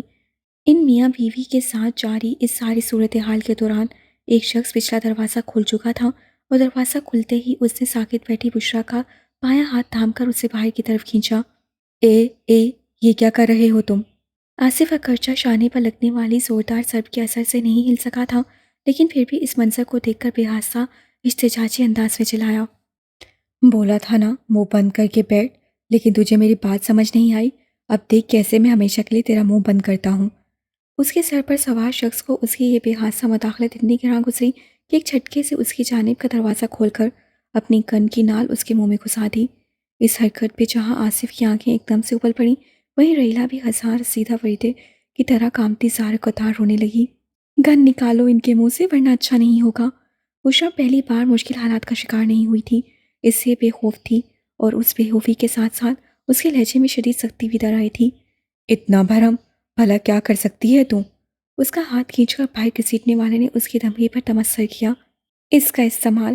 بشریٰ نے یکدم دوپٹے کے پلوں میں پوشیدہ اپنا دایاں ہاتھ باہر نکال کر لہرایا۔ اس کے ہاتھ میں ایک چھوٹا سا لیڈیز پسٹل صاف دکھائی دے رہا تھا۔ یہ پسٹل اسے گاڑی میں بیٹھتے بیٹھے دوپٹے کے نیچے ہی اپنے پرس سے نکال کر ہاتھ میں لے لیا تھا، اور کسی کو علم نہ ہو سکا تھا۔ یہ تو ہاتھی کو چونٹی کے للکارنے والی بات ہے۔ جب تک تم اس کھلونے سے گولی چلاؤ گی ہم تمہیں بھون کر رکھ دیں گے۔ وہ شخص بھی تمسخر سے ہنسا۔ تمہیں یہ زحمت کرنے کی ضرورت نہیں ہے، میں خود یہ کام کر سکتی ہوں۔ بشریٰ نے یکدم ہی پسٹل اپنی کن پٹی پر رکھ دیا۔ اس کی اس حرکت پر نہ صرف اپنی ہی گاڑی میں رغمال بنے آصف اور رحیلہ سن پڑ گئے، بلکہ انہیں گھیرنے والے بھی دم بخود رہ گئے۔ کیا مقصد ہے اس حرکت کا؟ اب تک اس سے مذاکرات کرتے شخص نے جھنجھلا کر پوچھا، اور ایک نظر راستے کی جانب ڈالی۔ اگرچہ یہ کوئی پرہجوم سڑک نہیں تھی، لیکن وقفے وقفے سے گاڑیاں اور موٹر سائیکلیں گزرتی رہتی تھیں۔ اس وقت ایسی تمام سواریاں ہتھیار بند افراد کو سڑک پر قابض پا کر دور ہی سے پلٹتی جا رہی تھیں، لیکن اس بات کا تو امکان تھا کہ پلٹنے والوں میں سے کوئی پولیس کو مطلع کر دیتا اور انہیں خواہ مخواہ تصادم کا شکار ہونا پڑتا۔ میرے دوستوں کو صحیح سلامت یہاں سے جانے دو، ورنہ تم اپنے مقصد میں کامیاب نہیں ہو سکو گے، اور یہاں میری صرف لاش ہی ملے گی۔ وہ ذہین قدرتی طور پر تھی، اور پھر چھوٹی عمر میں بڑے تجربات سے حالات نے گزار دیا تھا، اس لیے یہ تجزیہ کرنے میں دیر نہیں لگائی کہ یہ سارے انتظام اسے اغوا کرنے کے لیے ہیں۔ اغوا کار ظاہر ہے وہی تھا جس کا مہناز کے فون پر قبضہ تھا، اور جس نے اس کی آنکھوں میں دھول جھونک کر اسے اپنے جال میں پھنسانے کا یہ سارا انتظام کیا تھا۔ اس شخص کا نام بھی اس کے دماغ میں روشن ہو چکا تھا، اور وہ جان گئی تھی کہ لالا عیسیٰ کے ٹھکانے پر لگنے والی آگ نے ان کے سب سے بڑے دشمن کو آزاد کر دیا تھا۔ وہ اس دشمن کی فطرت سے بھی اچھی طرح واقف تھی، اس سے جانتی تھی وہ اسے مارنے سے زیادہ اپنی قید میں لے کر ذہنی جسمانی اذیت سے گزارنے کا خواہاں ہوگا، اس لیے اس دھمکی کا استعمال کیا تھا۔ ٹھیک ہے، لیکن خیال رہے کہ تمہارے دوستوں کی طرف سے کوئی الٹی سیدھی حرکت نہ ہو۔ اس نے بس ایک پل کا ہی توقف کیا اور بشریٰ کی بات ماننے کا عندیہ دے دیا۔ کچھ نہیں کریں گے یہ، بس تم انہیں جانے دو، اس نے مضبوط لہجے میں جواب دیا۔ نہیں، میں ایک بار پھر تمہیں مشکل حالات میں بیچ راستے میں چھوڑ کر نہیں جا سکتی۔ اس کی بات سن کر رحیلہ جذباتی ہو گئی اور گاڑی کا دروازہ کھولنے کی کوشش کی، جسے اس جانب کھڑے ہتھیار برادر نے ناکام بنا دیا۔ اس جذباتیت کا کوئی فائدہ نہیں رحیلہ، تم یہاں رک کر مجھے کوئی فائدہ نہیں پہنچا سکتی۔ ہاں، اگر تم دونوں کو کوئی نقصان پہنچا تو میرے دل پر بہت بوجھ آ جائے گا، اس لیے پلیز یہاں سے جاؤ۔ اس نے قدر سخت لہجے میں رحیلہ کو سمجھایا، پھر آصف سے مخاطب ہو کر بولی، آپ ہی کچھ سمجھداری سے کام لیں آصف بھائی، اور اسے لے کر یہاں سے جائیں۔ آصف نے زبان سے کچھ کہنے کی بجائے سر کو محض اس بات پہ جنبش دی اور گاڑی کا انجن سٹارٹ کر دیا۔ راستے میں حائل گاڑی ہٹا لی گئی اور آصف کی گاڑی یوں ہی آگے بڑھی کہ رحیلہ مسلسل گردن موڑ کر کنپٹی پر پسٹل رکھ کے کھڑی بشریٰ کو دیکھ رہی تھی، اور اس کی آنکھوں سے آنسو کسی سیل رواں کی طرح بہتے چلے جا رہے تھے۔ اب تم بھی بیٹھو گاڑی میں، لیکن پہلے یہ پسٹل میرے حوالے کر دو۔ آصف کی گاڑی آگے جا چکی تو بشریٰ سے فرمائش کی گئی، جو اس سے بنا ہیل و حجت قبول کر لی۔ اسے معلوم تھا کہ اس بات کو مان کر وہ موت سے بدترین زندگی کا انتخاب کر رہی ہے، لیکن اول یہ کہ وہ خودکشی کرنا ہی نہیں چاہتی تھی، اور دوم یہ کہ اسے بازل کو اس کے انجام تک پہنچانے تک زندہ رہنے کی چاہ تھی۔ چنانچہ فوراً ہی پسٹل سے دستبردار ہو کر راہ میں مزاحم ہونے والی گاڑی کی جانب بڑھ گئی۔ جیسے ہی گاڑی حرکت میں آئی، وہ دوسری گاڑی بھی پیچھے چل پڑی تھی، جس نے اب سے نہ صرف ان کا بلکہ پیچھے سے آنے والی ٹریفک کا بھی راستہ روک رکھا تھا۔ آرام دہ گاڑی بے حد ہموار انداز میں چلتی تیزی سے سڑک پر دوڑتی چلی جا رہی تھی۔ گاڑی میں بیٹھنے سے قبل اس کی تلاشی لی گئی تھی، اس کے باوجود نشست پر اس کے ساتھ بیٹھے اور آگے ڈرائیور کے ساتھ برجمان دونوں افراد بے حد چوکنے تھے۔ ان کے انداز سے لگتا تھا کہ انہیں کسی بھی لمحے اس کی طرف سے حملے کا خدشہ ہو، چنانچہ بھیجنے والوں نے انہیں سخت ہدایات کے ساتھ بھیجا تھا اور اس کے بارے میں جاننے کے آگے کچھ کہا تھا کہ وہ اسے انسان سے زیادہ کچھ چھلا ہوا تصور کر رہے تھے۔ اس کی ذات کے لیے یہ سارا اہتمام کرنے کے ساتھ ساتھ تعاقب اور کسی حملے سے بچنے کے لیے 2 موٹر سائیکلیں اور ایک گاڑی پر سوار نصف درجن کے قریب محافظ بھی ہوٹل سے اگلے چوراہے پر ان کے ساتھ شامل ہو گئے تھے۔ ذہن کو پرسکون رکھنے کی خاطر آنکھیں موند کر بیٹھے موز کو ان کے ان اقدامات کی کوئی پرواہ نہیں تھی۔ ہاں، آگے پیش آنے والی صورتحال کے بارے میں اس کا دماغ خود بخود ہی سوچا چلا جا رہا تھا۔ پہلے اور اب میڈم ایکس کے قبضے میں جانے میں بہت فرق تھا۔ پہلے محض اس کی صلاحیتوں سے فائدہ اٹھا کر اپنے مقاصد کے حصول کے لیے اسے استعمال کرنا مقصود تھا۔ اب وہ اس کے ہاتھوں بہت زیادہ سکھ اور ہفت اٹھانے کے بعد یقیناً جھنجھلائی ہوئی تہش زدہ ہو گئی۔ اس کا سب سے زیادہ نقصان تو یہ ہوا کہ برسوں کی محنت سے اپنے ٹھپ پر تربیت دی ہوئی بیٹی باغی ہو گئی تھی۔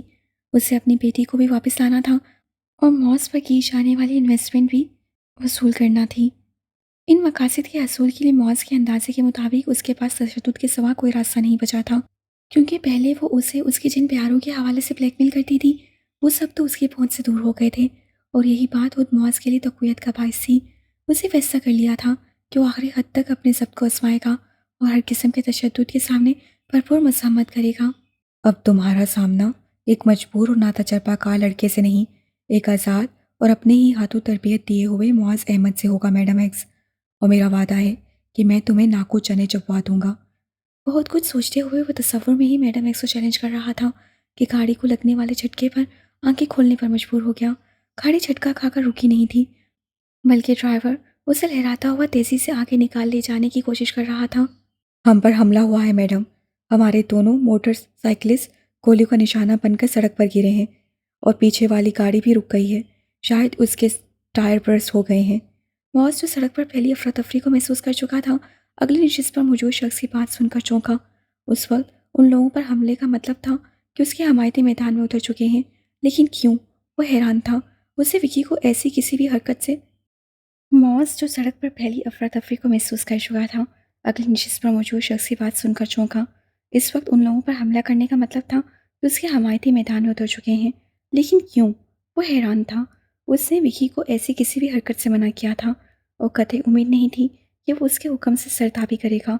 جو نشانہ بن گئے ہیں فی الحال ان کو چھوڑو اور خود نکلنے کی کوشش کرو۔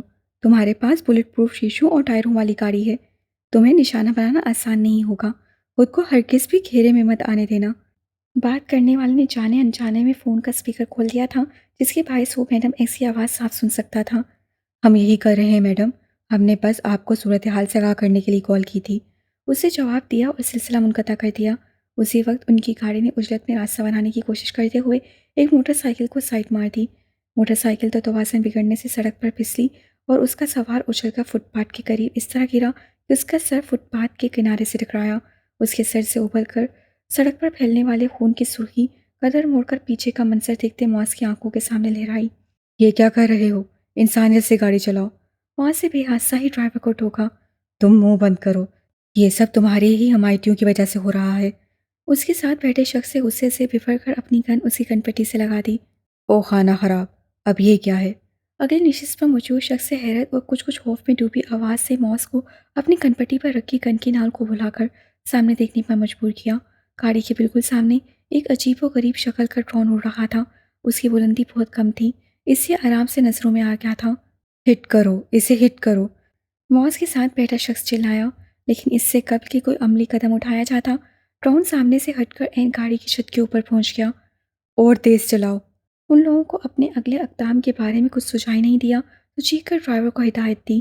اس ساری افراتفری اور سراہ سیمگی کے دوران معاذ بالکل مختلف زاویے سے سوچ رہا تھا۔ میڈم ایکس اور اس کے ساتھیوں کو شک تھا کہ یہ اس کے ساتھی تھے جو اس سے ان کے قبضے سے نکالنے کے لیے میدان میں اتر آئے تھے، لیکن اب وہ ان کے اس خیال سے بالکل بھی منتفق نہیں رہا تھا۔ یہ لالا اور اس کے لوگوں کے کام کرنے کا انداز نہیں تھا، نہ ہی اسے لالا کے پاس ایسے کسی ڈرون کی موجودگی کا علم تھا۔ یہاں صورتحال یہ تھی کہ اسے لے جانے والے اپنے محافظوں سے مرحوم ہو گئے تھے اور یہ کارروائی کرنے والے ہنوز نسوں سے اوجھل تھے۔ اب بھی چند پل کے لیے نظروں کے سامنے آنے والے ڈرون کے سوا کچھ دکھائی نہیں دیا تھا اور اندازہ تھا کہ مذکورہ ڈرون اس وقت گاڑی کی چھت کے اوپر اڑ رہا ہے۔ گاڑی کی چھت سے کوئی شے ٹک کر کے پتھر کی طرح ٹکرائی تو سبھی کے سب یک باری اچھل ہی پڑے۔ آگے والے نے بے اختیار ہی ایک بار پھر میڈم ایکس کا نمبر ملا لیا اور جلدی جلدی اسے سب کچھ بتانے کی کوشش کرنے لگا۔ اس کوشش کے دوران انہوں نے چھت کی جانب سے ایسی آوازیں سنی جیسے اسے ڈرل کیا جا رہا ہو۔ ان کی نظریں چھت کی طرف اٹھیں۔ واضح طور پر وہاں ایک سوراخ نمودار ہو رہا تھا۔ میڈم سے بات کرو۔ معاذ کی نظریں چھت پر تھیں کہ آگے والے نے درش لہجے میں بولتے ہوئے اپنا موبائل اس کے حوالے کیا۔ یہ سب کیا ہو رہا ہے معاذ؟ تم ہمارے ساتھ وعدہ خلافی کر رہے ہو۔ یقیناً تم نے پہلے سے ساری پلاننگ کر رکھی تھی۔ تم شاید یقین نہ کرو، لیکن میرے لیے بھی یہ سب اتنا ہی حیران کن ہے جتنا تم لوگوں کے لیے۔ اسے سنجیدگی سے جواب دیا۔ میں کیسے یقین کر لوں؟ وہ تیز لہجے میں بولی۔ نہ کرو یقین، مگر جان لو کہ یہ سب جو ہو رہا ہے اس کے آگے میں بھی اتنا ہی بے بس ہوں جتنا تم لوگ۔ تم اسے روکنے کے لیے شاید کچھ کرنے کے لائق ہو، میں تو اس کا بھی اختیار نہیں رکھتا۔ اس کا جواب سچ پر مبنی تھا، جس پر میڈم ایکس نے ایک زور کا ہنکارا بھرا اور غصے سے بولی۔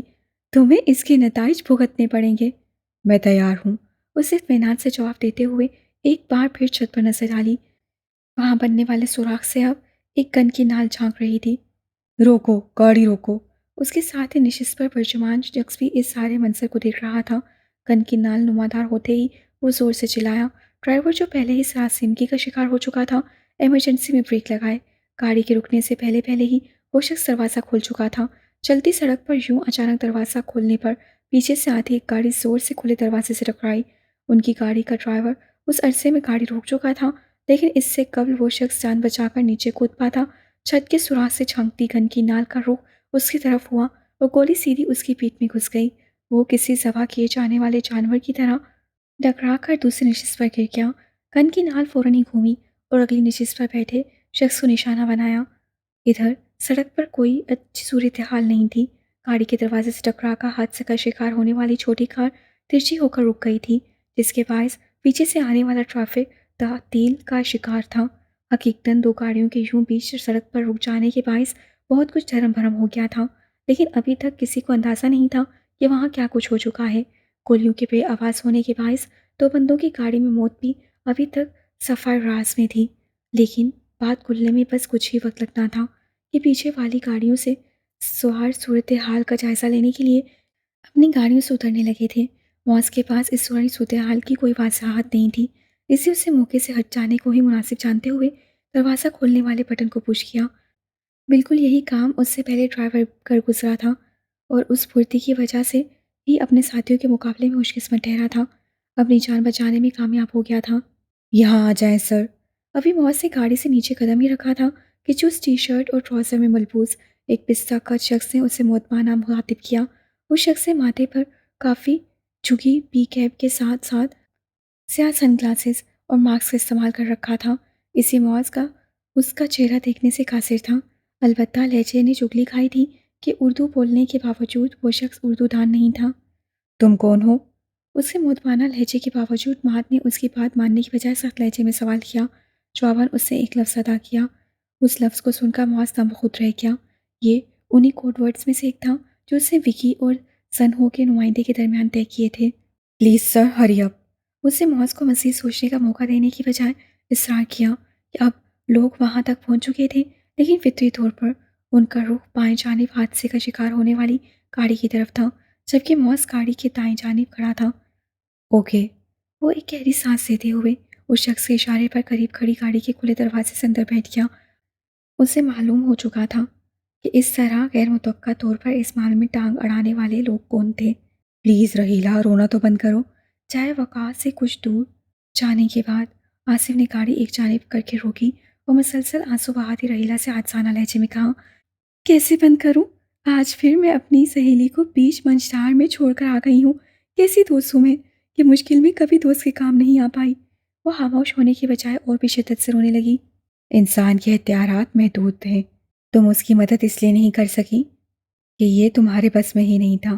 آدمی جہاں خود بے بس ہو وہاں بار بار خود کو مورد الزام ٹھہرا کر خواہ کا گلٹ کا شکار کیوں ہو؟ آصف نے اسے سمجھایا، مجھے یہ سب باتیں سمجھ نہیں آ رہی آصف، مجھے بس یہ پتا ہے کہ میں اپنی سہیلی کو موت کے منہ میں چھوڑ کر خود کو محفوظ کر چکی ہوں۔ وہ واقعی اپنے احساس ندامت سے جان چھڑانے میں ناکام تھی۔ وہاں رک کر بھی تم اپنی جان قربان کرنے سے زیادہ کوئی کارنامہ انجام نہیں دے سکتی تھیں، اب کم از کم اسے بچانے کی کوشش تو کر سکتی ہو۔ وہ کیسے؟ اسے جلدی سے آصف کی طرف رخ موڑ کر دیکھا۔ آنسوں سے تر رخسار، بھیگی بھیگی پلکیں اور رو دینے سے سرخ پڑی ناک دیکھ کر آصف نے ایک سرد آہ بھری۔ مجھے تو تمہاری سہیلی سے جیلسی فیل ہو رہی ہے، مطلب میری بیگم کو مجھ سے بھی زیادہ کسی سے اتنی شدید محبت ہے۔ یہ خواہ مخواہ کا تکبر ہے۔ انسان کی زندگی میں صرف ایک شخص نہیں ہوتا کہ وہ بس اسی سے محبت کرتا جائے۔ آپ بھی تو مجھ سے ہٹ کر اپنے والدین اور بہن بھائیوں سے محبت کرتے ہیں یا نہیں؟ وہ رونا بھول کر اس سے لڑنے کو تیار ہو گئی۔ آصف نے اس کی اس ادا پر زور سے کہکا لگایا۔ میری سہیلی اغوا ہو گئی ہے اور آپ کو ہنسی آ رہی ہے؟ رحیلہ نے مزید برا منایا۔ میری ایسی مجال، میں تو بس ذرا تمہیں اس رونے دھونے سے نکال کر دوسرے ٹریک پر ڈالنے کی کوشش کر رہا تھا۔ دیکھو یوں تیوریاں چڑھائے لڑاکا بیوی کے روپ میں کتنی اچھی لگ رہی ہو۔ اب میں لڑاکا بھی ہو گئی۔ کل تک تو آپ کہتے تھے کہ رحیلہ مجھے تم سب سے زیادہ اس لیے پسند ہو کہ سارے خاندان میں تم سے زیادہ سادہ لو اور سلاچو لڑکی نہیں دیکھی میں نے۔ رحیلہ کو اپنے بارے میں دی جانے والی رائے پسند نہیں آئی اور باقاعدہ بحث پر اتر آئی۔ بے شک تم لڑاکا بیوی کے روپ میں بھی اچھی لگ رہی ہو، لیکن اب مزید وقت ضائع کیے بغیر کام کی بات کرتے ہیں۔ آصف نے یکدم سنجیدگی اختیار کر لی۔ کیا مطلب؟ رحیلہ اس کی بات پر چونکی۔ تمہارا موبائل کہاں ہے؟ آصف نے جواب دینے کی بجائے اس سے سوال کیا۔ وہ رحیلہ نے اپنا ہینڈ بیگ کھولا لیکن پھر اٹک گئی۔ میرا موبائل تو بشرا کے پاس ہی تھا۔ میں نے یہ سوچ کر اس کے پاس رکھوا دیا تھا کہ اسے راستے میں ضرورت ہوئی تو استعمال کر لے گی۔ تمہیں یاد ہے کہ تمہارے موبائل پر ٹریکر لگا ہوا ہے؟ او مائی گاڈ! اس کا مطلب ہے کہ میرے موبائل کے ذریعے بشرا کو ٹریس کیا جا سکتا ہے۔ رحیلہ یکدم جذباتی ہو گئی اور آصف کا پاسو چھوڑتے ہوئے جوش سے بولی، پلیز آصف اس کی لوکیشن ٹریس کریں اور چلیں اسے بچانے۔ میں کوئی جیمز بانڈ یا ایجنٹ 007 نہیں ہوں کہ خود میدان عمل میں اتر کر کشتیوں کے پشتے لگا دوں گا۔ ہم تھانے چل رہے ہیں، وہاں رپورٹ کریں گے، آگے پھر جو کرنا ہوگا وہ پولیس کرے گی۔ آصف نے اسے سمجھایا۔ رحیلہ ماضی میں پولیس کے کردار کی وجہ سے زیادہ مطمئن تو نہیں تھی، لیکن اس کی عقل میں آصف کی دلیل آ گئی تھی کہ واقعی وہ ایک عام سا شہری بشرا کو لے جانے والے خطرناک جرائم پیشہ افراد کے خلاف خود کچھ نہیں کر سکتا تھا۔ ٹھیک ہے، تھانے ہی چلتے ہیں، کیا پتہ اللہ سبب بنا ہی دے۔ امید و بھیم کی ملی جلی کیفیت میں اس سے آصف کی تاکید کی تو اس نے گاڑی آگے بڑھا دی۔ تھانے پہنچنے پر انہیں سیدھا اندر لے جانے کی بجائے ہیڈ موہر کے کمرے کے باہر برآمدے میں انتظار کے لیے بٹھا دیا گیا۔ وہاں بیٹھے انہیں اندر ہونے والی گفتگو صاف سنائی دے رہی تھی۔ کوئی کہہ رہا تھا، دیکھو اصغر استاد، ہم بھی جانتے ہیں اور تم بھی جانتے ہو کہ معاملہ اتنا سیدھا نہیں ہے جتنا تم بیان کر رہے ہو۔ یہ گیس لیکیج اور اتفاقی حادثے وغیرہ کی کہانی میڈیا کے لیے رہنے دو اور ہمارے سامنے سچ اگلو۔ اگر تم نے سچ نہ اگلا تو ہم اگل دیں گے کہ وہاں تہخانے میں تم لوگوں نے خفیہ قید خانہ بنا رکھا تھا اور مومنہ بور کا اسلحہ بھی چھپایا ہوا تھا۔ ابتدائی جملے میں ہی اتنے چکا دینے والے تھے کہ ان کی پوری توجہ اندر جاری گفتگو کی طرف مبذول ہو گئی۔ کیسے اگلو گے سچ؟ تمہارا منہ بند کرنے کے لیے رقم ادا کر رکھی ہے میں نے۔ یہ یقیناً اصغر استاد تھا جس نے دہشتہ لہجے میں دھمکی کا جواب دیا تھا۔ صاحب کا خیال ہے کہ منہ بند رکھنے کو وہ قیمت ناکافی ہے۔ یقیناً وہ ہیڈ مخر ہی تھے جو اصغر استاد نامی شخص سے معاملات طے کر رہا تھا۔ لالا کے ہوتے تم لوگوں کی ہمت نہیں تھی کہ ایک بار بات طے ہونے کے بعد دوبارہ زبان کھول سکو، لیکن اب جب دیکھو تب منہ کھولے بیٹھے ہوتے ہو۔ اصغر نے شکوہ کیا۔ لالا لالا تھا اصغر استاد، کیا تم لالا کی برابری کا دعویٰ کر سکتے ہو؟ یہ دعویٰ کرو تو بے فضول، لیکن تم بھی یاد رکھو کہ لالا کا شاگرد اتنا ہلکا نہیں ہے کہ تم جب چاہو اسے اپنی انگلیوں پر نچوانے لگو۔ اپنے صاحب کو بولنا کہ ہاتھ ہولا رکھے، کہیں ایسا نہ ہو کہ ایک دن پچھتانا پڑے۔ پولیس والے کی بات کا جواب دیتے ہوئے اصغر استاد کی آواز بدترج بلند ہوتی چلی جا گئی تھی اور پھر اندر سے ایسی آواز آئی تھی جیسے کوئی زور سے کرسی کھسکا کر اپنی جگہ سے حرکت میں آیا ہو۔ اگلے ہی لمحے ایک شخص بگولے کی طرح ہیڈ مہیر کے کمرے سے باہر برآمد ہوا تھا۔ آصف فوری طور پر فیصلہ لیتے ہوئے اس کے پیچھے لپکا۔ Excuse me? اصغر کے پیچھے دوڑتے ہوئے اس نے اسے پکارا۔ کیا ہے؟ وہ پہلے ہی غصے میں تھا۔ ایک اجنبی کو اپنے سر پر سوار دیکھ کر مزید جھنجھلایا اور کاٹ کھانے والے لہجے میں بولا، مجھے آپ سے بہت ضروری بات کرنی ہے، لیکن وہ بات یہاں نہیں ہو سکتی۔ آصف نے اپنی آواز دبا کر مدعا بیان کیا، جس پر اصغر نے اسے گھور کر دیکھا اور ساتھ ہی ایک نظر رحیلہ پر ڈالی جو خود بھی آصف کے پیچھے وہاں سے چلی آئی تھی۔ ٹھیک ہے، باہر میری گاڑی میں آ جاؤ، لیکن یاد رکھنا فضول بات نہیں کرنے کا، اپنا دماغ سالہ پہلے ہی بہت شارٹ ہے۔ اسے مشروط اجازت دے دی، جس پر وہ دونوں شکر ادا کرتے ہوئے اس کے پیچھے چل پڑے۔ باہر آ کر وہ اس بڑی سی گاڑی کی طرف بڑھا جسے وہ لوگ تھانے میں داخل ہوتے ہوئے دیکھ چکے تھے۔ گاڑی میں ڈرائیور موجود تھا اور ایک دوسرا شخص بھی۔ وہ شخص اکثر استاد کو آتے دیکھ کر پھرتی سے نیچے اترا اور پچھلا دروازہ کھولا اس کے پگلی ہولسٹر اور محسوس چال ڈال سے ظاہر تھا کہ وہ اصغر کی باڈی گارڈ کے فرائض انجام دے رہا ہے۔ تم دونوں اندر بیٹھو۔ اصغر نے خود گاڑی میں بیٹھنے کی بجائے ان دونوں میاں بیوی کو اشارہ کیا اور خود گھوم کر اگلی پیسنجر سیٹ کی طرف کھلنے والے دروازے تک پہنچا۔ تو نیچے اتر ہیرو، مجھے ان دونوں سے کچھ بات کرنی ہے۔ دروازہ کھول کر نشست سنبھالتے ہوئے اس نے ڈرائیور کو حکم دیا، جسے ظاہر ہے اسے تکمیل کرنی تھی۔ وہ گاڑی سے باہر نکلا اور باڈی گارڈ کے ساتھ جا کر کھڑا ہوا۔ ان دونوں میں سے کسی نے بھی کوئی سوال نہیں کیا تھا، لیکن پوری طرح چوکنا ارد گرد کے ماحول پر نظر رکھے ہوئے تھے۔ ان کی نظروں میں کچھ رحیلہ اور آصف کے لیے شک بھی لہرا رہا تھا، لیکن وہی بات تھی کہ وہ اصغر سے کچھ نہیں کہہ سکتے تھے۔ اب بول۔ اصغر اپنے ساتھیوں کی فکر مندی سے بے نیاز آصف سے مخاطب تھا۔ آپ لالا عیسیٰ کے ساتھی ہیں؟ آصف نے بات کرنے سے پہلے ایک بار تصدیق کر لینا مناسب سمجھا۔ اپن کالے چور کا ساتھی ہے، تجھ کو اپنے سے جو بات کرنی ہے کر، ورنہ پھٹ یہاں سے۔ اصغر کا مزاج ابھی تک پوری طرح ایک تال پر نہیں آیا تھا۔ میں بشریٰ گلزار کی سہیلی رحیلہ اور یہ میرے شوہر آصف ہیں۔ ہمیں بشریٰ کی زبانی علم ہوا کہ لالا عیسیٰ اس کے اور معاذ بھائی کے مسائل حل کرنے کے لیے ان کی مدد کر رہے ہیں۔ تھانے میں ہم نے آپ کی اور ہیڈ مقرر کی گفتگو سنی تو ہمیں اندازہ ہوا کہ آپ کا تعلق لالا عیسیٰ سے ہے، اس لیے ہم نے مناسب سمجھا کہ جس مسئلے پر مدد طلب کرنے تھانے آئے ہیں وہ آپ سے بیان کر دیا جائے تو زیادہ بہتر نتائج نکل سکتے ہیں۔ اس بار رحیلہ نے ہمت کر کے گفتگو میں حصہ لیا اور اپنا تعارف کروانے کے ساتھ ساتھ بہت کچھ بولتی چلی گئی۔ بشریٰ سے کب ملاقات ہوئی آپ کی؟ اصغر نے ساری بات سنی تو چونک کر بےتابی سے پوچھا۔ رحیلہ نے حوالے ہی ایسے دیے تھے کہ وہ اپنا سارا غصہ اور جھنجھلاہٹ بھول کر تجسس میں مبتلا ہو گیا۔ کل سے لے کر اب سے کچھ دیر پہلے تک وہ ہمارے ساتھ ہی تھی، لیکن میرے خدا، کل سے ہم اسے پاگلوں کی طرح ڈھونڈتے پھر رہے ہیں اور وہ اپنی سہیلی کے پاس تھی۔ اصغر تو بلبلا ہی اٹھا۔ لیکن اس کا فون کیوں بند تھا؟ معاذ اور لالا نے کتنی بار اس کا نمبر ٹرائی کیا لیکن کوئی رسپانس ہی نہیں آیا۔ پہلے رد عمل کے بعد اس سے فوری طور پر ذہن میں موجود اہم ترین سوال داغا۔ اس کا فون کرکٹ ٹوٹنے کی وجہ سے ناکارہ ہو گیا تھا۔ اس نے کوشش کی کہ میرے فون سے کال کر کے معاذ سے بات کر سکے، لیکن رابطہ نہیں ہو سکا۔ وہ صبح خبروں میں آپ لوگوں کی رہائش گاہ پر آگ لگنے کی خبر سن کر بہت پریشان ہو گئی تھی اور سب کی خیریت جاننا چاہتی تھی۔ شاید وہ جذبات میں سیدھی آشت زندگی کا شکار ہونے والی آپ کی رہائش گاہ پر بھی پہنچا تھی، لیکن آصف نے روکا کہ اس میں خطرہ ہو سکتا ہے۔ اس کے بعد اس سے فیصلہ کیا کہ واپس مہناز کے پاس چلی جائے تو شاید اس کے ذریعے کچھ خیر خبر مل سکے۔ اس سلسلے میں اس سے مہناز سے بات بھی ہوئی تھی۔ رحیلہ نے اسے تفصیل سے کہا کیا۔ مہناز سے بات ہوئی تھی؟ کب، کس وقت؟ اصغر کے لیے ایک اور چونکا دینے والی بات تھی۔ مشکل سے 2-2.5 گھنٹے ہی گزرے ہوں گے۔ لیکن مہناز تو آج صبح سے ہسپتال میں داخل ہے۔ کسی نے اس کے اپارٹمنٹ میں گھس کر اسے پوری طرح تشدد کا نشانہ بنایا تھا۔ اس بیچاری کی ذہنی حالت اتنی خراب ہے کہ ڈاکٹر اسے ہم میں سے بھی کسی سے بات کرنے کی اجازت نہیں دے رہے۔ اصغر کا یہ انکشاف رحیلہ کے لیے خلا دینے والا تھا۔ پھر وہ کون تھا جس سے بشریٰ مہناز سمجھ کر میسج پہ بات کر رہی تھی؟ اسے بشریٰ کو بتایا تھا کہ اس کے موبائل کا مائک خراب ہو گیا ہے، اس لیے وہ کال پر بات نہیں کر سکتی۔ بشریٰ نے اسے اپنی اپارٹمنٹ پر واپسی کے بارے میں بھی آگاہ کیا تھا۔ اسے زرد رنگت کے ساتھ ساری بات بتائی۔ بات بالکل صاف ہے رحیلہ، مہناز کا فون کسی اور کے قبضے میں ہے۔ اس سے چلاکی سے کام لے کر بشریٰ کو اس بات سے آگاہ نہیں ہونے دیا۔ یوں اسے آسانی سے معلوم ہو گیا کہ بشریٰ کب اور کس کے ساتھ آ رہی ہے۔ اسی لیے تو ان لوگوں نے مکمل پلاننگ سے ہاتھ لگا کر اسے اپنی طرف آرام سے چھاپ لیا۔ یہ تجزیہ کرنے والا آصف تھا جسے سن کر اکثر اچھل گیا۔ کیا مطلب؟ کیا تم یہ کہنا چاہ رہے ہو کہ بشریٰ کو اغوا کر لیا گیا ہے؟ بالکل یہی بات ہے۔ ہم اسی حادثے کی رپورٹ درج کروانے تھانے آئے تھے، لیکن اتفاقاً آپ سے سامنا ہو گیا اور ہم نے سوچا کہ پولیس کے مقابلے آپ سے مدد طلب کرنا زیادہ سود مند ہوگا۔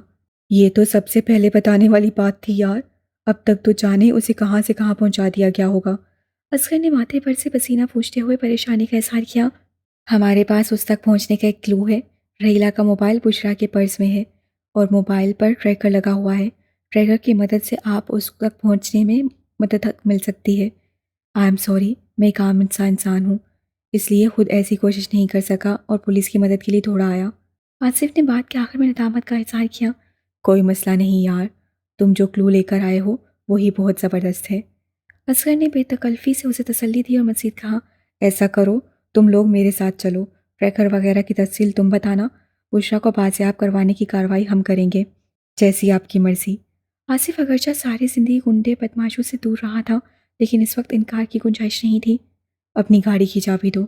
اصغر نے پیچھے کی طرف جھک کر آصف کی طرف ہاتھ بڑھایا۔ آصف نے جیب سے چابی نکال کر اس کی ہتھیلی پر رکھ دی۔ اصغر نے اشارے سے ڈرائیور کو قریب بلایا اور چابی اسے تھماتے ہوئے بولا، ان کی گاڑی لے کر تم اور سفر پیچھے آؤ، میں انہیں اپنے ساتھ لے جا رہا ہوں۔ ساتھ ہی وہ خود کھسک کر ڈرائیونگ سیٹ پر آ گیا۔ ڈرائیور چابی اگنیشن میں ہی لگی چھوڑ گیا تھا۔ اسے گھماتے ہی گاڑی کا انجن سٹارٹ ہو گیا۔ گاڑی چلتی اس سے پہلے ہی ڈرائیور اپنے ساتھی کو آواز دیتے ہوئے آصف کی گاڑی کی طرف دوڑا۔ اس کی اور باڈی گارڈ کی بھاگ دوڑ سے بے نیاز اصغر نے گاڑی آگے بڑھا دی۔ وہ جانتا تھا وہ دونوں سائے کی طرح اس کے پیچھے آئیں گے۔ آپ یہاں؟ اگرچہ وہ اندازہ لگا چکا تھا کہ اسے میڈم ایکس کی گرفت میں جانے سے قبل ہی اچک لینے والے لوگ کون تھے، لیکن اسے اس بات کی قطعی امید نہیں تھی کہ یہاں پاکستان میں اچانک سنہو سے ملاقات ہو جائے گی۔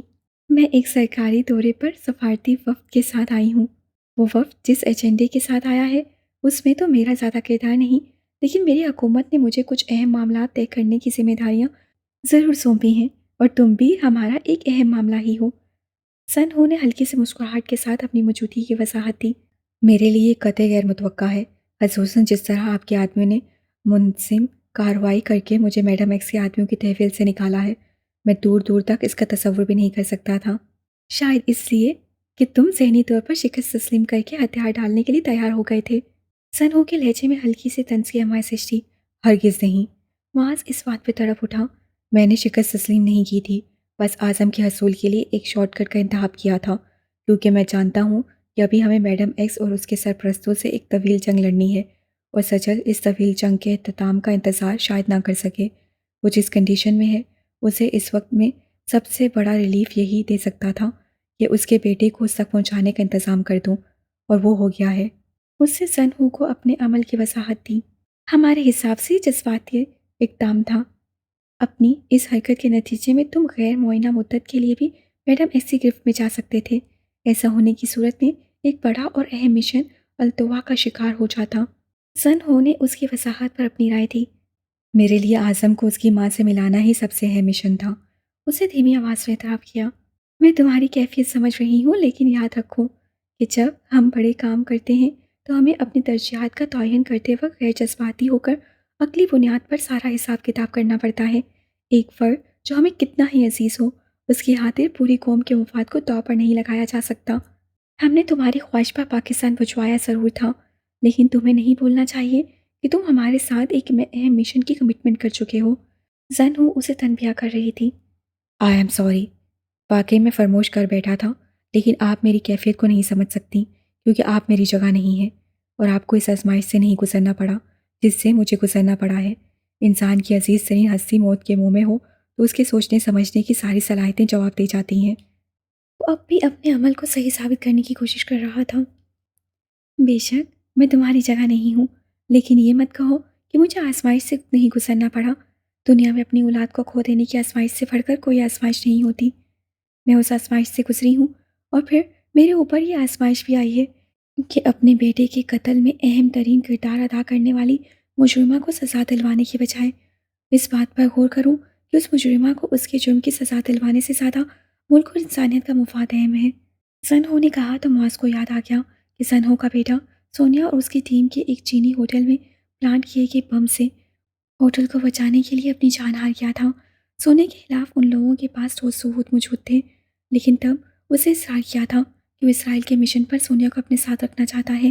اسے سونیا کے حق میں دلائل دیتے ہوئے ان لوگوں کو سمجھانے کی کوشش کی تھی کہ نہایت کم عمری میں محسوس انداز سے تربیت پانے کے باعث سونیا وہ جرائم کرنے پر مجبور ہو گئی تھی جو آج خود اس کے لیے باعث شرم ہے۔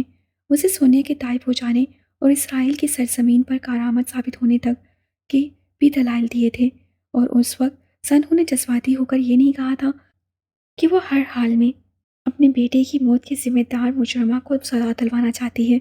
اسے سوچنے اور اس معاملے کو پرکھنے کے لیے وقت لیا تھا۔ اس میٹنگ میں شین شاہی بھی ان کے ساتھ موجود تھا، اور شین نے سونیا کو معافی دینے کی شدید مخالفت کی تھی، لیکن سنہو نے اسے یہ کہہ کر خاموش کروا دیا تھا کہ پہلے اس کی بات پرکھی جائے گی کہ سونیا میں آنے والا انقلاب حقیقی ہے یا ترک کوئی سے کام لے رہی ہے، پھر اس کے بارے میں کوئی حتمی فیصلہ کیا جائے گا۔ I am sorry.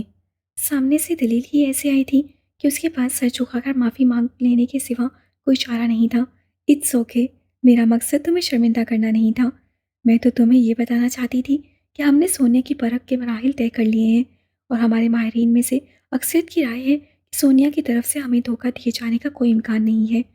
اس اہم ترین مرحلے کے طے ہونے کے بعد ہماری خواہش ہے کہ جلد از جلد مشن پر کام شروع کر دیا جائے، اور ظاہر ہے وہ اسی صورت میں ممکن ہے کہ تم یہاں کی الجھنوں سے اپنی جان چھڑوا کر واپس چین آؤ اور مشن پر جانے کی تیاری کرو۔ تم اگر میڈم ایکس کے قبضے میں چلے جاتے تو معاملات بہت زیادہ الجھ جاتے، اسی لیے ہمارا دخل دینا ناگزیر ہو گیا تھا۔ وہ سمجھے گی میں نے اس سے وعدہ خلافی کی ہے اور اعظم کو آزادی دلوانے کے بعد خود کو بھی اپنے آدمیوں کے ذریعے آزاد کروا لیا ہے۔ اس سے کچھ بھی سمجھنے سے کوئی فرق نہیں پڑتا۔ تم جانتے ہو تم نے دھوکہ نہیں کیا، بس اتنا کافی ہے۔ انسان کو دوسروں سے زیادہ اپنی نظروں میں شفاف ہونا چاہیے۔ سن ہو نے اسے زندگی کا ایک اور سبق دیا۔ آپ ٹھیک کہہ رہی ہیں۔ وہ مطمئن ہو کر مسکرایا، پھر استفسار کیا، اعظم کب تک سجل کے پاس پہنچ جائے گا؟ بہت جلد۔ تمہارے دوست وکی سے ہمارا رابطہ ہو چکا ہے اور اس وقت وکی سے اعظم کو اپنے تحویل میں لینے کا مرحلہ طے ہو رہا ہے۔ لیکن سائیں صداقت شاہ کی رہائی کا معاملہ تو کھٹائی میں پڑ گیا ہوگا۔ میں چاہتا تھا اعظم کے علاوہ وہ سجل کے اپنے دیگر گھر والوں سے بھی ملاقات ہو جائے۔ اگر ایسی مریضہ جسے ڈاکٹرز جواب دے چکے ہوں آخری وقت میں اپنوں کے قریب رہے تو یہ اس کے لیے اچھا ہے۔ یہ الفاظ ادا کرتے ہوئے اس کی آواز کانپنے لگی تھی، لیکن حقیقت سے نظریں تو بہرحال نہیں چرائی جا سکتی تھیں۔ اب ہم نے اپنا ہاتھ اس معاملے میں ڈال دیا ہے تو سمجھو سارے مسئلے حل ہو گئے ہیں۔ پہنچ جائیں گے صداقت شاہ بھی اپنی بیٹی کے پاس۔ سن ہو نے اسے تسلی دی۔ تھینک یو سو مچ۔ جتنا کچھ آپ نے کیا ہے اس کے بعد سمجھ لیں کہ میں آپ کا بے دام غلام ہوں اور وہ سب کرنے کے لیے تیار ہوں جو آپ چاہیں۔ وہ سن ہو کی بات سن کر جذباتی ہو گیا، لیکن پھر کچھ یاد آنے پر بولا، میرے یہاں کچھ اہم کام باقی ہیں۔ بشرا اور اس کے مجرم بازل کو تلاش کر کے بازل کو بشرا کے حسب خواہش سزا دینی ہے، اور جانے سے پہلے ایک بار اپنے گھر والوں سے بھی ملنا ہے۔ یہ معلوم نہیں دوبارہ ہمارا ملنا ممکن ہو بھی یا نہیں۔ ہو جائے گا یہ سب بھی۔ ہم نے تم سے وعدہ کیا ہے کہ پاکستان میں تمہارے مسائل کا حل ہونے کے بعد ہی تمہیں کوئی ذمہ داری سونپیں گے، تو اطمینان رکھو ہم اپنا وعدہ پورا بھی کریں گے۔ سن ہو نے اسے اطمینان دلایا اور پھر ہونٹوں پر ایک پرسرار سے مسکراہٹ سجائے ہوئے بولی، یہاں تمہارے کاموں کو آسان بنانے کے لیے ہم نے تمہارے لیے ایک مدد کا انتظام کیا ہے۔ میں چاہتی تو رہائی دلوانے کے بعد تمہیں تمہارے موجودہ ٹھکانے پر جانے کی اجازت دے دیتی، لیکن یہاں بلانے کا بنیادی مقصد یہی تھا کہ میں تمہاری کسی سے ملاقات کروانا چاہتی ہوں۔ وہ کون ہے؟ معاذ متجسس ہوا۔ چند منٹ ہی کی تو بات ہے، وہ پہنچ جائیں تو آمنے سامنے دونوں کا تعارف کروا دوں گی۔ سن ہو نے ایک بار پھر اپنی بھید بھری مسکراہٹ کا جادو چکھایا۔ معاذ کو اگرچہ تجسس تھا لیکن اسے اصرار نہیں کیا۔ مشکل سے چند منٹ ہی گزرے تھے کہ سن ہو کو مہمان کی آمد کی اطلاع دی گئی۔ آؤ چل کر مہمان کا استقبال کرتے ہیں۔ سن ہو نے اپنی نشست چھوڑ دی، معاذ سے مخاطب ہوئی۔ معاذ پرجوش سا اس کے پیچھے ہو لیا۔ جب تک وہ لوگ باہر برآمدے تک پہنچے مہمان اپنی گاڑی سے اتر چکا تھا۔ ٹوپی سوٹ میں ملبوس پروپکار شخصیت کے مالک اس درمیانی عمر کے شخص سے پہلی نظر میں ہی معاذ کو متاثر کیا۔ وہ 90 تولے قدموں سے چلتے ان کی طرف بڑھے تو معاذ نے کچھ مانوسیت سی محسوس کی۔